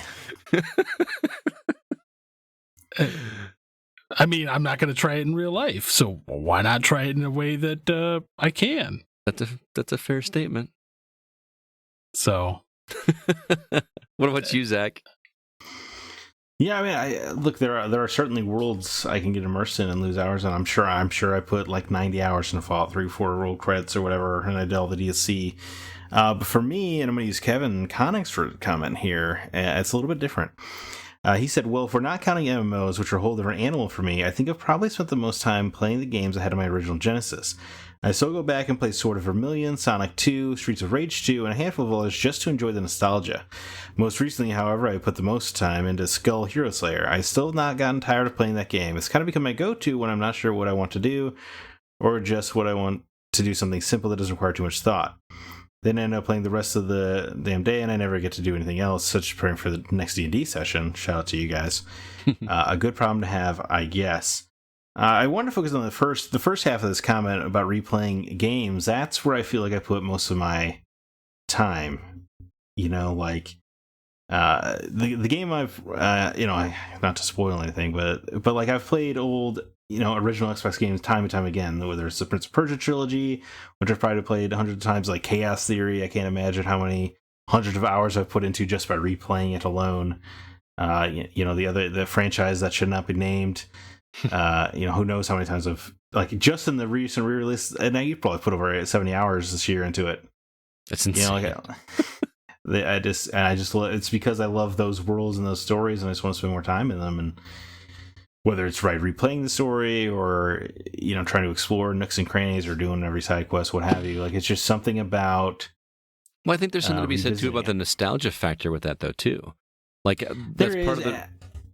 And I believe there's value in reading a book, and then I think there's more value in then rereading the book. Mm-hmm. Like revisiting a text, I think gives you a new perspective on it that you couldn't have had when you didn't know what the story was. You can see the way things are set up, or you can see like, this is what made Belmont hate Dracula. It was this moment, right? Like you have more context when you revisit a piece of fiction. And I love replaying games for that. It's funny you say that. I'm going to save the specifics till the end when we do our non-video game recommendations. But I revisited a movie today that I watched originally at launch that I just thought was okay, and I watched it today and I thought it was one of the most charming things I've seen in a long time. And I just totally disregarded that movie years ago about it just being like a whatever movie, and now I kind of like want to watch it again. Like, you know what I mean? Yeah. So, well, I mean, when you revisit it, you go in with no expectations. Mm-hmm. You think you already know what you're going to get into, and then you see a new perspective on it. You're like, oh, actually, maybe I was wrong, or I didn't realize, blah blah blah. Like it's just, or we've grown up. Absolutely. Hey, that's my next editorial, in fact, but I don't want to spoil it. But it's about growing up. It's just that for me. Yeah, there is of course nostalgia, right? Like I can't. Sonic Adventure 2 is not telling a major narrative, but it is just so much fun to replay those levels. Yeah, or just being in those worlds that we lived in when we were kids. I mean, I know I'm a little older than you, Zach, but I had just graduated high school and was starting my freshman year of college when Ocarina of Time released. That was like the end of my childhood, the start of my adulthood. It was a very interesting time in my life, and that game came out. So playing that game now takes me back to being in those very happy times when, I didn't have nearly as many responsibilities, and I could just get lost in these worlds. Where nowadays, as I get older, I'm bothered by a longer game. You know what I mean? Where back in the day, we strove for a game to be as long as possible because we didn't have the resources to pick up another game for another couple months or something like that. You know what I mean? So, well, I think there's also, you're competing against all this other form of media now. Yeah, we didn't have Netflix when we were kids. They knock out TV shows left and right, which takes 12 hours to get through, and a lot of them are good, or they're in the zeitgeist, right? Like Loki's all over the internet, and so you feel compelled to watch it. So you're always competing. Or I listened to an interview with the CEO of Netflix a couple weeks ago, and he made a point that I really hadn't considered, but it's so obvious it's going to sound almost dumb to say it. But he's like, when you put out a movie, when Back to the Future came out, it's competing against the other movies that weekend. But like when you put out Army of the Dead, you're competing with every movie that's ever been made because it's available everywhere now, and movies didn't used to be so readily available. And like video games the same way, like so many games are constantly being ported. Like you could play Secret of Mana on your PS4. But if you were playing it in N64, you couldn't revisit Secret of Mana. Mm-hmm. So you're competing against all the games you want to replay as well as what's coming out. It's just there's no time, man. There's no time to have long games. That's a good point. Getting old sucks. Can we just not be adults? Well, we're also trying to keep up with releases for the show, True. But do you remember like when you were a kid and parents or adults in general would always be like, enjoy your childhood because when you get older, it's just not the same. And we just couldn't wait to grow up. We just couldn't wait to be adults, to do whatever we wanted, whenever we wanted. Yeah. Doesn't work that way unless you're CB. And you get old and all you want to do is be young again. Yeah. Yeah. I'll never get old. But before we pass it off to you, Scott, I wanted to use Amber Olmsted's Lilies. This was not her whole comment. She had a very long comment, but this piece of it spoke to me. She said, Persona is a bit special. I'm really a fan of the whole series, playing since Persona 3 on the PS2. Since then, I've played every game that has come out in the series, Persona 3, FES, Portable, Persona 4, etc. She didn't play the dancing games, my word. Customization again comes as big into play, as well as unique timeline, live streaming aspects, stylization, etc. I wanted to use this comment because there are franchises where you just utterly dedicate yourself to them and replaying them and stuff. You know, like Scott, you got your Zelda, right? Like how many thousands of hours you put into that franchise? Seriously. You know, CB Fallout. You know, like this.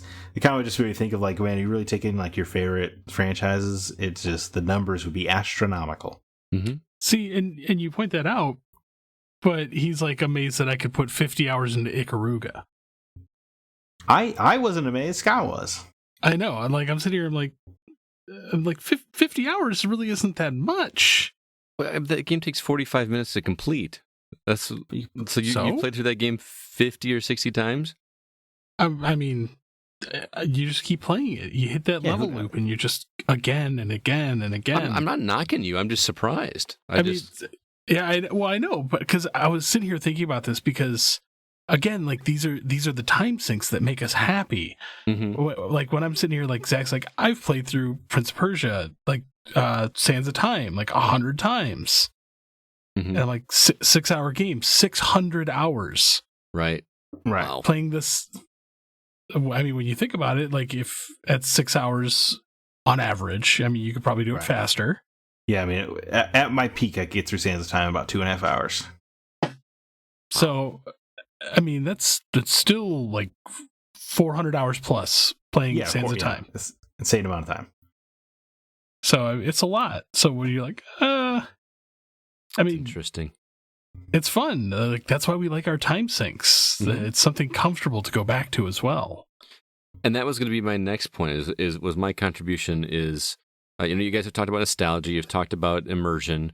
You've talked about lots of different things. But one of the reasons that I go back to games or replay games, like you were talking about, Zach, is finding that game that you're good at.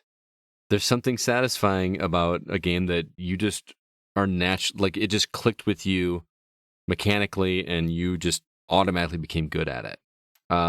That game for me when I was a kid was Mega Man X.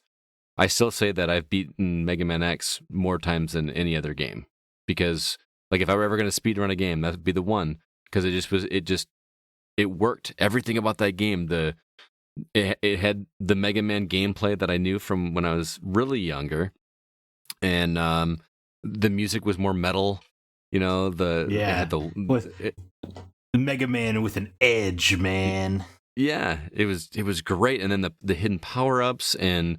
Everything was down to memorization. Like I got to where I could get through the entire game without taking a hit. You know what I mean? Like I couldn't do it now, but as a kid, it became a thing to see if I could do. When was the last time you tried? I didn't. That's a tough question. I mean, I played through the collection on Xbox when they had 1 through. It actually had 1 through 8. I only picked up 1 through 4 because 5, 6, 7, and 8 are really hard. But I didn't bother picking up that collection. But I didn't try then. I just was trying to get through to get the achievements. There's not a get through the game without getting hit achievement on. You know what I mean? Which is another thing that I need to put in my editorial on achievements about why they're bad. Because you're not going to try things like that anymore. If there's not an achievement for it, why try it unless you're a speedrunner? You know what I mean? So there's something about finding that game that makes you feel like you were a good, skilled gamer that makes me go back to it. That's why I like. That's probably why I put so much time into Gears. Yeah, we were all very good at Gears. That whole crew. We were good for a while, man. We had a pretty. Like I feel like that was before they started doing like leaderboards and or not leaderboards, but where your character would level up. You know what I mean? Like you didn't in Gears 2. Like we just played just because it was fun. Like it was. It's weird to think about now that you don't have any progression in an online game. You know, I was gonna say I think they patched it into Gears 3 later progression, right. But yeah, Gears 2 had none. You just played because you wanted to play. Yep. Right. And I remember you would be so precious about your KDR. It was so important in Gears of War. It was all about comparing those stats at the end of the round. Did they even keep? Was there even a KDR that kept going in the original Gears, or was it just like that round is done and it's done? Only when you played ranked. Oh, okay. Like my, do you remember the Annex game mode where it was like King of the Hill, but it moved around? Yeah, like it was like a little blue or red circle. Me and my cousin Rhino would play ranked in that or whatever. Our KDR was like 2.5 each. It was insane. We were so good at Annex. Nice. And man, that was so satisfying when you got a win or you shotgun blasted someone right before the timer. Oh man. Oh god, what a game. That's so many. We've said this before, but I feel like that's probably what solidified, or that was like the spawn of our friendship, Zach. Yeah, for sure. For sure. Yeah. Anyway, when do you guys think it's time to move on, or do you ever move on from a game? Like, when do you stop playing it and just play something else? I mean, I used to refuse to move on unless I had beaten the game at least once, and I used to have. Back when I was younger and I had way more free time, it was like I had to beat the game twice before I could like move on to the next game. Twice? Yeah, because again, with my thing with like you experience it and then you really experience it. Like that's okay. I don't value that as much anymore because I just can't. Mm-hmm. But whenever I replay a game I liked, I always find something like I really want to play The Last of Us Part 2. I really feel like that game would be something special when you know all the plot points. Which, by the way, we were having this conversation yesterday. Can you guys believe that was a year ago? Yeah. Year. That's just insane. It does not feel like a full year since that game came out. Such a good game. Absolutely insane. CB, what do you think? When do you give up? Oh, I'm sorry, Zach. Did I cut you off? No, I was Game Pass games. I just get in, play for a few hours, get out. But I don't think I like. Yeah, I know CB's about to use his answer, but it's hard to give up. Sometimes I forget. Like I played Vampire earlier this year, and I just straight up forgot to keep playing it because I was so busy with other stuff. I was like, oh yeah, I did play that game, didn't I? Do you ever feel guilty like going through to clean up your Xbox or PlayStation library, like because you need room to download something else, and I'm never gonna play this again. 100%. The guilt is real. Like seriously, I feel bad. Like I almost feel like my menu on my screen or on my what do you call that?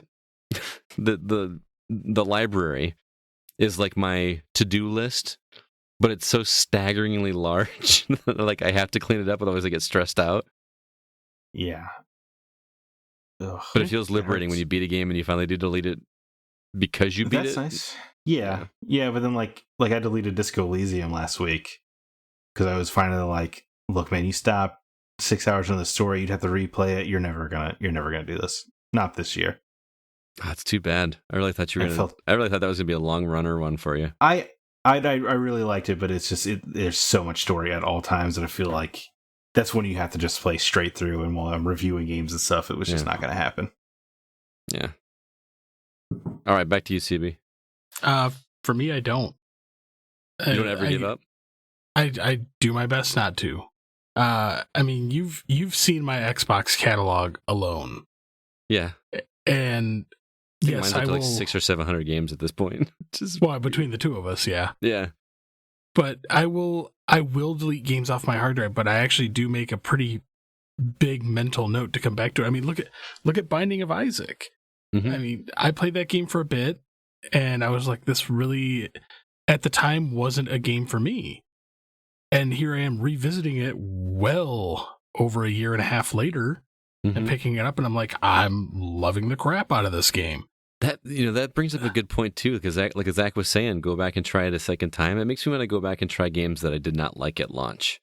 Like, remember how much I crapped on Journey? I kind of want to go back and play it now and see if I really didn't like it as much as I did. Yeah. Because I had different expectations. I think that's kind of what it is, because a lot of the games I've gone back later. One of the big ones for me is the original Assassin's Creed.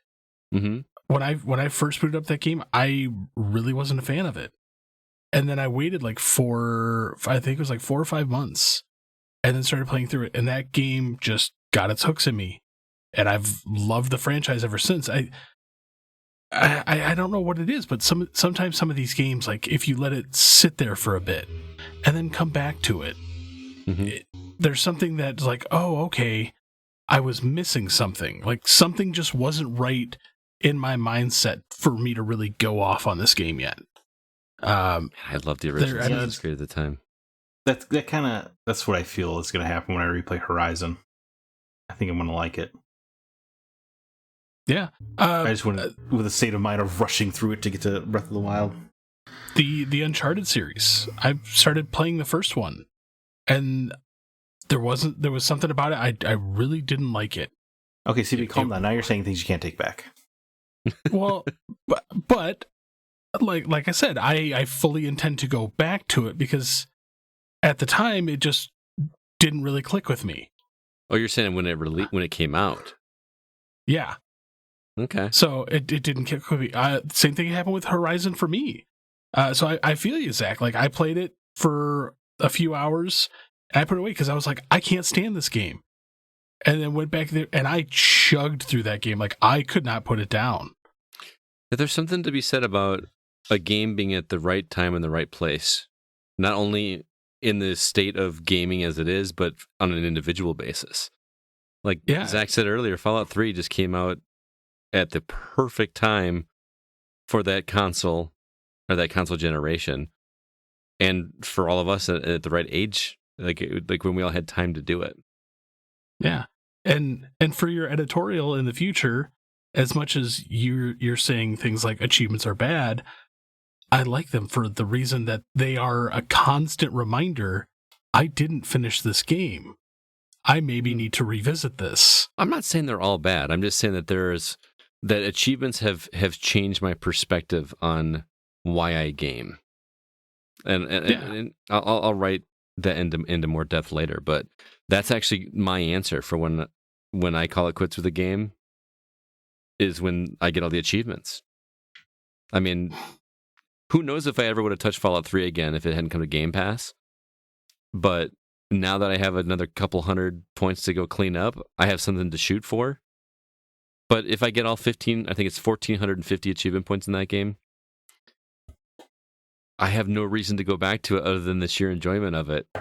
That's what I'm talking about like why I think the achievements can be bad, because if I don't have any more achievements to get, I have no reason to go back other than sheer enjoyment, and that's not a good enough reason for me to go back. That's a problem. You know what I mean? Well, yeah, but at the same time, you can look at the achievements that you're probably never going to get. Seriously, 1, 2, I'm 3. never going to try to do those. That's just never going to happen. I'm not going to play the original Gear. What was it? He had to get 1 million kills or something, and I don't even remember the number. It was 100,000, wasn't it? Yeah. I think it was 10,000, then 100,000 in the second one, and then And then the third one, it was like get every single ribbon 50 times. Yeah. That's a more of a perseverance thing than a skill thing. And yeah, depends on how you look at it. But okay, let's get into specifics. What are some titles that you spent the most amount of time in? We've talked about some already, but let's see if we missed any. CB? I'm going to start off with a comment. Okay. Before I get there. Drew Ross. Games that I've put the most hours into off the top of my head over the years, EverQuest and World of Warcraft, are 2 games I put a ton of hours into back in the day. Multiplayer-wise, Shooter, Rainbow Six 3, OG Xbox, COD 4, Modern Warfare Xbox 360, and Battlefield Bad Company games I put hundreds of hours into each. Single-player game-wise, Star Wars, Knights of the Old Republic games, Fallout 3, Elder Scrolls Skyrim are some I put hundreds of hours into. For me, online multiplayer has always been one that I put the most time into. He goes on to talk about it a little more, but that was kind of the highlight for me. Because I did something stupid. What'd you do? I renewed my World of Warcraft thing. Wait, recently? For one simple reason. I wanted to log onto my account to actually tabulate the amount of hours I put into this game. So you renewed your subscription just to see how many hours? I had a pass that I could do it for free for 7 days. So, and I tabulated all the hours between all of my characters. Okay. 426 days. 426 days.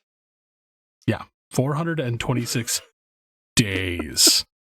And that's just World of Warcraft, because I also did play EverQuest as well. See, and that's why I'm scared to death of MMOs. Yeah, it is a staggering number. Yeah, That's over 10,000 hours. 10,000 hours.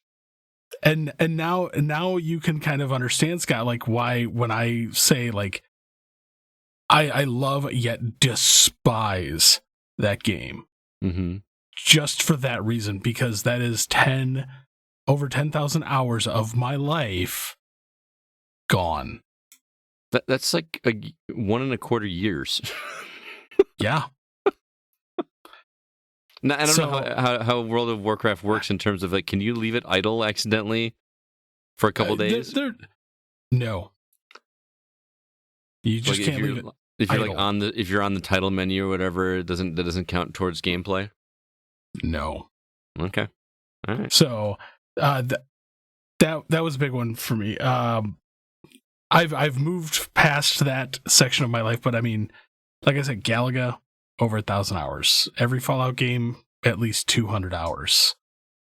I mean, those games have their hooks deep into me. Assassin's Creed, I know the most recent one, Valhalla, I put well over 120 hours into that game. And I love it dearly. I hope you put the time into Binding of Isaac. It gets insane. Binding of Isaac, I'll probably get there with it, just because it is something easy to just pick up, play through a couple runs. I mean, it's not going to be something like where I can sit down and have like an 8-hour game marathon on it. Mm-hmm. But I love the formula of the game where I can just pick it up, play for 20, 30 minutes, and just put it down, and I'm content. Mm-hmm. That's how Dead Cells was too. Yeah, I love Dead Cells for that. I probably put close to 100 hours into Dead Cells. But yeah, I mean, if anyone listening hasn't figured out, I have an addiction problem. I have a very addicting personality. Let me look at my game collection. Better this vice than others, CB. Yes, I can truly, and this is why you'll never hear me harp on somebody that has other addictions in their life. Like, I can understand and I can relate. Mm-hmm. Because if I went down one of those rabbit holes, it would not end well. So, games actually to me are kind of like the savior of my life, outside of family and friends. I like it. Zach, what about you? Well, I'm going to start with this comment that was put on the format for me. I can't imagine why. But Jordan Derringer High wrote in, I've got to say for me, it's probably Final Fantasy IX. I've beaten the game over 15 times, and each time I've put well over 40 hours into it. FF9 is by far my favorite of the franchise, to the point that I play through the game about once a year. Wow. Great choice, Jordan. Yeah. The shame we weren't on the same episode together. I'm surprised that game's only 40 hours. Or is that just my brain not my brain thinking that RPGs were actually longer back in the day than they are? Yeah, I think that is part of it. Yeah. I think when you're younger, it feels longer, but like Final Fantasy 7, like, you know, yeah, they were all those PS1 ones were like 35, 40 hours. Okay. For what that's worth. But anyway, Jordan's probably jumping through the roof about the FF9 animated series. Yeah, right. But for me, I mean, the honest answer for probably the game I put the most time into is probably Diablo 2, but it's only because it was online and my brothers were obsessed with it. My cousin was obsessed with it. We all played it. We had to have put thousands of hours into it, which is weird because I have a whole like no nostalgia or love or affection for that game, really. But it was more about hanging out with your friends and your brother, right? Yeah, it's just like a weird anomaly of life. Yeah. I mean, the Necromancer's cool, don't get me wrong. Diablo 3 was my first Diablo game, and it was the same thing. Like that game was a vehicle for me to hang out with my friend DA, a friend down in Louisiana. Every Friday night, she and I would get on and just play Diablo and just talk about whatever. It was like without fail every Friday night for several months, man. I mean, we put over 200 hours in that game, and it was just great because that game, as you know, doesn't take a whole lot. Like, you can kind of have a conversation with that game. You know what I mean? Like, nobody cares about the cutscenes anymore. Like, I remember just drooling over the Diablo 3 announcement trailer and being mad it was only on PC and stuff. And then finally it came to consoles, and I remember picking it up and going like, "Oh, I didn't like this game. Like this was because it's mindless. It's as engaged. This is probably gonna make people mad, but the combat is about as engaging as a Lego game. Like it's just there's nothing going on, Right. and so when you're playing alone, it's just a nightmare in my opinion. But when you're right, it's just a great vehicle as conversation. It's like it's a fun way to have a phone call because you're interacting with something while you're talking to somebody. Like it's So that's what it was. I mean, back in the day, it was text communication, but it was still the same thing. Oh man, remember like if you want to talk, you actually had to like stop the game and type. Yeah, that's what you had to do, man. I know. So weird to think about. It was so weird to think about, like you knew entire people's personalities based on just their text messages. Right. That's crazy. And that was cool. Like that was like, I can't believe we can actually type and they can see what I'm saying like instantaneously. This game has an instant messenger. I don't have to open AIM to talk. Whoa! That is mind blowing. Yeah. Yeah. How we have come. Yeah. Sands of Time is definitely a game I've probably I would estimate hundreds and hundreds of hours. I would not be surprised if I put 1,000 hours into Sands of Time. 1,000 hours. Wow. Because I just loved it so much, and I don't know why. Like it's the same jumps every time, but there's just something about being in that world that I love to death. And it's like a shame because I'm so good at it now. I can't remember the last time I actually used the sands to rewind time, which is the game's coolest mechanic. Because I just don't have to. That remake will be a trip, I'm sure. I can't. I mean, Final Fantasy 9 is also up there for me. I probably replay it like every other year, so not quite as much, or maybe every third year, but I do replay it often. And I always use my PS1 copy just because of the nostalgia. And that's cool. It's just great. It's a great game. Does it still play it? Can you still play the PS1 copy on your PS4? I don't remember. No, you have to whip out your PS3. Okay. You got a fatty, huh? No, every PS3 is PS1 compatible. Oh, really? Yeah. PS2 is the one you need a fatty for. Oh, okay. But I also didn't know until I just threw in a PS1 disc just to check, and it just worked. Oh, it's nice. just, I mean, you could probably emulate the size of a PS1 into the size of a wristwatch. So why wouldn't you throw it in there? Right. Sony, why wouldn't you just throw it in a console that you're selling for $500? Yeah. Well, I mean, I can't. Replaying Nier this year was probably a reminder of how much time I've probably put in that game, because if I'm just doing the remake and putting 70 hours into it, I can only imagine over the years how many hundreds of hours I've put into replaying that game endlessly. But so I'm sure that's up there. The Arkham City, that's another one that probably just has an insurmountable amount of hours. Dragon Age Origins, because it's just so different every time you play it, and those playthroughs are like 60 to 80 hours. So I mean, there's a bunch, but Gears of War 2, I'm confident is that. Oh yeah, just the multiplayer alone. I think I played through the campaign like 3 times, and then the rest of the time was multiplayer for sure.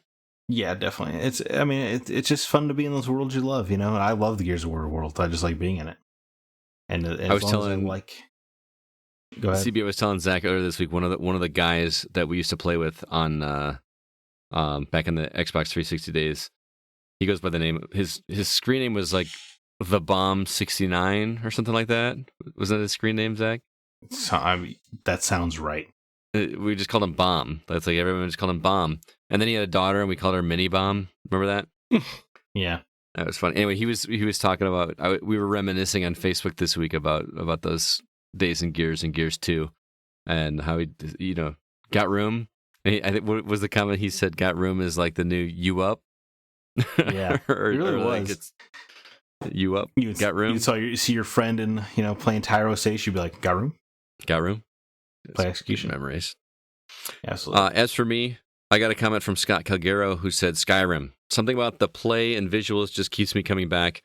I've restarted after finishing the main storyline twice. I'm currently engaging every NPC I come across in a futile attempt to complete every side mission. Number of hours played, honestly, probably close to 1,000 over a 6-year time span. I know Scott personally, and I had no idea he gamed that much. Like he's got me beat by a long shot in Skyrim. I haven't even beat the game. Every time I play that game, I get lost and don't remember where I should go back and see if I can still figure out or salvage where I was last time. But now I'm in Fallout, so I don't think I could do 2 Bethesda games at the same time. Far more impressive than my 30 hours with Skyrim. Yeah. There's some really cool stuff that happens later on, man. There's some stuff that I was like, I did not expect to see that happen. There's one point, I'm not spoiling a freaking 12-year-old game, but there's at one point you are risen above the map and are like floating above the map, looking down at the world of Skyrim for mystical reasons that were just really freaking cool. Like it was awesome. It sounds cool, man. It was really cool. And just this progression and the leveling up and feeling like that this character is mine and I'm making the choices for this character and numbers going up. And I just love it. My problem with Skyrim is not Skyrim's fault. It's every time I play Skyrim, I'm thinking, oh, I could be using this time to replay Dragon Age Origins, which is another fantasy game, and it's just better in every way. I've only played the opening of that game, and I did not understand the combat at all, so I don't know. You would now? Would I? With your Dungeons & Dragons would you compare it to that I know? Dungeons & Dragons. Oh. It's based on Dungeons & Dragons? Like dice rolls and stuff? It's very inspired by it. The combat engine is based on their KOTOR engine, which was a D&D combat engine. Oh, okay. So yes, it is a D&D engine, yes. Okay. Outside of that, I mean, the ones we've already mentioned, Mega Man X, that game I could probably beat now in like an hour, probably less than an hour. But, I've played through that game at least 50 times, which I know is nothing compared to your Sands of Time analogy, for a 6-hour game. But that was a big one. Obviously, Link to the Past, I've played through so many times. Ocarina so many times. Oh, yeah. But that's got to be up there. Yeah. But you remember when I was talking about like playing a game because you're good at it? And I know I'm in the minority of us that like this, but pinball, man.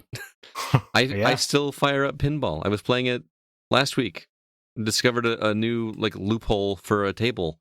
And I don't know if I told you this, but I'm like number 87 on the worldwide leaderboard for this one table. Which that's cool.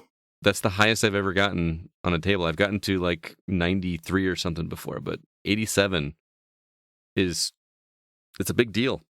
And I love it. I feel like I'm naturally good at pinball. You know what I mean? Where I can jump into a brand new table that I've never experienced before and be successful on that first time, just because I know how pinball works and the muscle memory is similar. So that's my prime example of playing a game because I'm good at it, and I'm not good at many games, but I feel like I'm pretty good at pinball.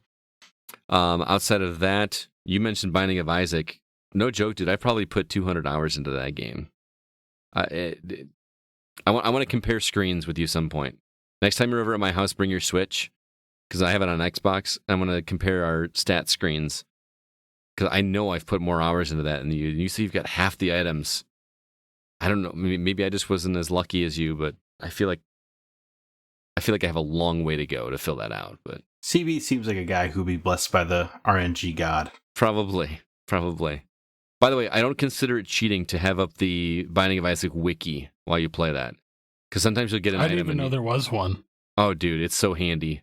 Just have the wiki up, and then do a Control F when you pick up an item and don't know what the item does. Just do Control F, and it'll tell you exactly what it does. And like you Control F, type it in, and then just so at least you know, because they don't tell you. They just say, "Here's the name of the power up. Enjoy." You know what I mean? Like, I've actually found my favorite power up twice now, which is a reusable random item generator. Yeah, like it just like automatically refills, right? Like it's just like a meter that like you use 4 times, and every time you go to a new room, but it just spits out a random item to pick up. Yeah, so you can just kind of stack. Oh, dude, wait till you get to play as Azazel. You're gonna love Azazel. Ah, have you gotten the ability to fly ever? Yeah. Okay, so I got the one item that gives you Death's Horse. Yeah. Oh wow, I didn't get that till way later. Like, man, when we share stat screens, it's gonna be really interesting. But outside of that, yeah, the Bethesda games, Fallout 4, Fallout New Vegas, Skyrim. Those are the big ones, but pinball I've probably put more hours than any other game ever. But it almost doesn't feel like that. Almost feels cheating because there's like 100 tables. You know what I mean? That's like 100. If you split up how many hours I play that, divided by 100, that's, is that the same thing or is it not?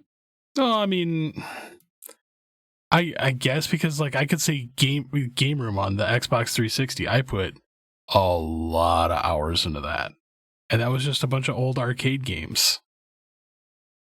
Yeah, it's insane. We had some other thoughts from the community as well, just a couple I wanted to highlight. Justin Reed said Destiny 1 was probably the most. Destiny 2, I don't even think I reached half the playtime of Destiny 1. And then he shared a screenshot, which I know you had 10,000 hours in World of Warcraft, CB, which obviously blows this out of the water, but still 1,500 hours in Destiny 2. 1,500 hours is still pretty impressive for Destiny, because that 2012? Yeah, I was going to say, no, Destiny 2? Well, no, I'm saying, well, when did Destiny 1 come out?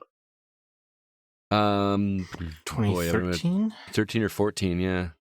Yeah, so, I mean, my 10,000 hours has been since 2005. Okay. So right. 16 So years. But he's also, 1,500 I started Destiny Warcraft 2. a year later, because it came out in 2004. Right. If he did 1,500 Destiny 2, that means he did 3,000 in Destiny 1, which is 4,500 Destiny hours then. Yeah, that's a good point. Yeah. So, I mean, that's still a lot. A bunch of people mentioned World of Warcraft. I know you took Amber's comment earlier. She mentioned World of Warcraft. I know she's a huge World of Warcraft person. She talks a lot on our server, our Discord server, about that, and I have no idea. I'm not gonna lie. It's a fun game to play with friends, or even make friends in that game. Yeah. It's just because of my personality, I can never go back to that game because I will get lost. New member of our Discord. I like that she mentioned Persona 3, because most people mention Persona 4 or 5, and I'm a 3 fan as well. 3's the one that had controversial, you said, right? Because you had to shoot yourself in the head to summon demons. Yeah. That game's awesome. That new member over on Discord, Paladin, said, I have the most hours into Witcher 3 Wild Hunt, Middle-earth Shadow of Mordor, and a resource management game, Frostpunk. I know Frostpunk. I have a whole list of games that have lost hours in. Most recently, it hasn't been an RPG or resource management, but a platformer by the name of Reventure. That's actually a game that Rel reviewed for us. I really appreciate this game in particular for its comedic endings and replayability. When I refer to this, I mean there are a total of 100 endings. I've only managed to discover a little over half of them, but the game has been a source of some great fun and inside jokes for me and my friends for quite some time now. That was a game that Rel talked about that I always wanted to try and I never did. And now that Paladin's brought this up, it kind of makes me want to go check that out again. Because, yeah, there's dumb endings, like you die in the first 10 minutes or whatever, and it's an ending. Or, you just do random things, and it's all about discovering how to find those other endings, which sounds good. But the reason I wanted to read it originally was Witcher 3 Wild Hunt, which is a game that I know I would have put a ton of hours into if I'd stuck with it. I finished that Baron sequence and I felt satisfied. I know it sounds weird, but like I was like, that's a great. Here. Had enough. I'm good. We're good here. So, well, is there any other comments you guys wanted to bring up, or should we move on? We good? I mean, Com Cody wrote in with one of the games I spent the most time on is Apex Legends, well put over into 2,000 plus hours. Push myself to get better at the game. Honestly, it was fun. Second game would have to be Final Fantasy 15. Love that game. First of all, Final Fantasy 15, one of the best Final Fantasies. But putting 2,000 hours in Apex Legends as a recent release seems wildly impressive. That is very impressive. I wish I liked the game that much. Like, yeah, and I liked it. I liked it a lot too, but I see a bunch of guys on our server that are talking like in the What You've Been Playing segment, like, yeah, I'm playing Warzone, or like these. I just can't stay interested in those games for that long. I wish I could. Well, it's like me and you playing Knockout City. You know, we do like 3 matches. We're like, all right, I got what I needed here. Yeah. But that was a fun topic. So thanks to everybody for writing in, and stay tuned next week for our topic. We don't know what it's going to be yet, but it's going to be Chris, Zach, and Alyssa. I'm not going to be here next week. I'm going to be on vacation out of town. So, any ideas what you guys are going to talk about yet? Have you discussed or rolled anything around? Or are you going to? Our secret gaming plans to slap bet Scott Clark. Yeah, I'm sure we'll probably make tons of references to the fact that we're only the gaming outsider. Oh, jeez. There is no Scott Clark. So stay tuned to Facebook, Twitter, Discord for that topic when it comes up, because we always love to hear your feedback, and it's always fun to discuss on the show. But that is going to do it for this episode of the Gaming Outsider. Zach, do you have anything you'd like to share with the Go listeners, non-game related, before we head out of here? Absolutely. I read the Ocarina of Time manga for the first time, and it's extraordinary. I own it. I've never read it. You would love it, I think. Yeah? There's a whole a set small... of them. Yeah, there is. Yeah. I want to get the Majora's Mask / Link to the Past one, which I know must have hurt you to buy because it's your favorite game, and then the best Zelda all in one book. But the Ocarina of Time one's really good, and the game presents it's a good story. Don't get me wrong, but it really fleshes out Ganondorf's perspective and stuff with the manga, and I think there's a lot of value there. And Link talks, which is crazy. It is crazy. It's like a mental hurdle to jump over. But Does he say, "Excuse me"? No, somehow that did not come up. But he is a pretty fun character in it, and he has a good evolution when he does the time jump and becomes an adult. It's just it was really good. And I was very pleasantly surprised at the different ways it fleshed out story points. It explains more of the Gerudo, I feel like, than the game did. And it just, I think it took a good story, made it great. Maybe I'll have to read that. I've got it sitting over on the shelf over here, and I've never read it. You got to read it right to left, don't you? That's true, but you'll get over that pretty fast. Yeah. It's just, I don't think. I guess I did always value Ocarina of Time story, but just seeing it in a different format really highlighted how strong a narrative it actually is. Cool, man. Thanks for the recommendation. I may have to do that. CB, how about you? I started watching a new series, Manifest. Why'd you do that? They just canceled it. Netflix is trying to revive it since it's on Netflix now. But it was 3 seasons, and it's dorky sci-fi. So I'm gonna love it. It's actually good. I'm actually amazed that it got canceled, because apparently since it's hit streaming, it's been the #1 streaming show. Yeah. And it's got a pretty good hook. So I want to. I really want to, but when there's, like we talked about earlier, there's so many other things out there to watch. And as of right now, that show has been neutered, that they're not even going to be giving a satisfying ending. They're just canceling it for some reason. I'll wait to see if they actually do pull the trigger before jumping in, because otherwise I feel like I'm wasting my time if I'm not going to have a conclusion. I got to have a conclusion. Well, I mean, it's got a conclusion. There's an end to it. There's no more episodes currently, so you're just done. Right in the middle of a story, they just knock it out. That's not a conclusion, man. I've had too many TV shows that have ended like that. Alcatraz, the river. Oh my God! I wish that show wouldn't have stopped. Yeah, but I can not invest myself and just watch the ones that do finish. But then, but it has creative thought processes, because you're like, what could it have evolved into? Yeah, we'll see. I'll consider it. Okay. So I got to tell you the thing that I checked out today, which is a movie. I don't even remember the year, but this is several years ago. And I don't know why I decided to watch it. I was just scrolling through Netflix and realized that they dropped the Tom Hanks movie, The Terminal, dropped on Netflix this week. Have you ever seen it? Nope. No, I've seen a documentary about the man it's based on. So I had watched it back when it released.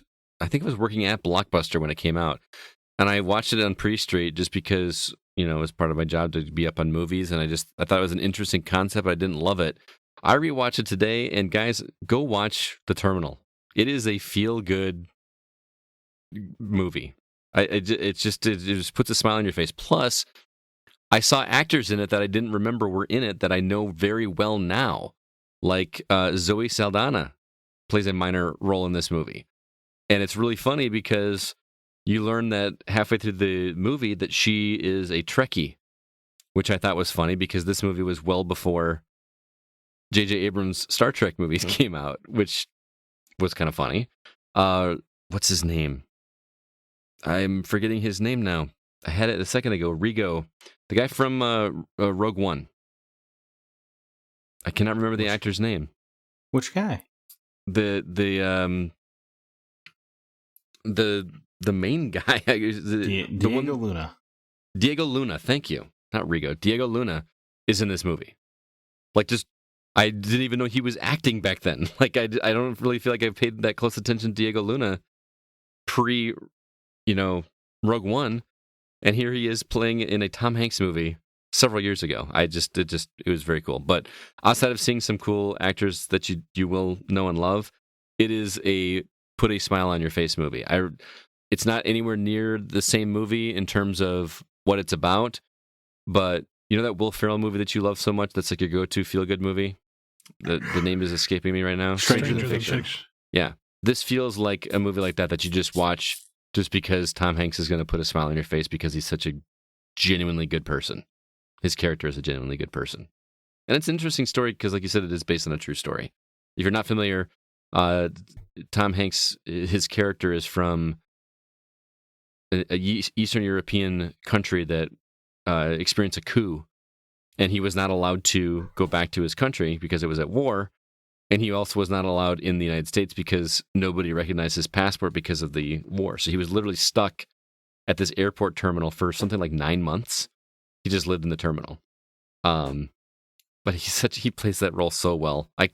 It's sad watching it now because you wonder if he made that movie today, if he'd get in trouble for he would. impersonating somebody from Eastern Europe as a white man, So it's or they asked the actual guy, and he was through the roof excited that it was Tom Hanks.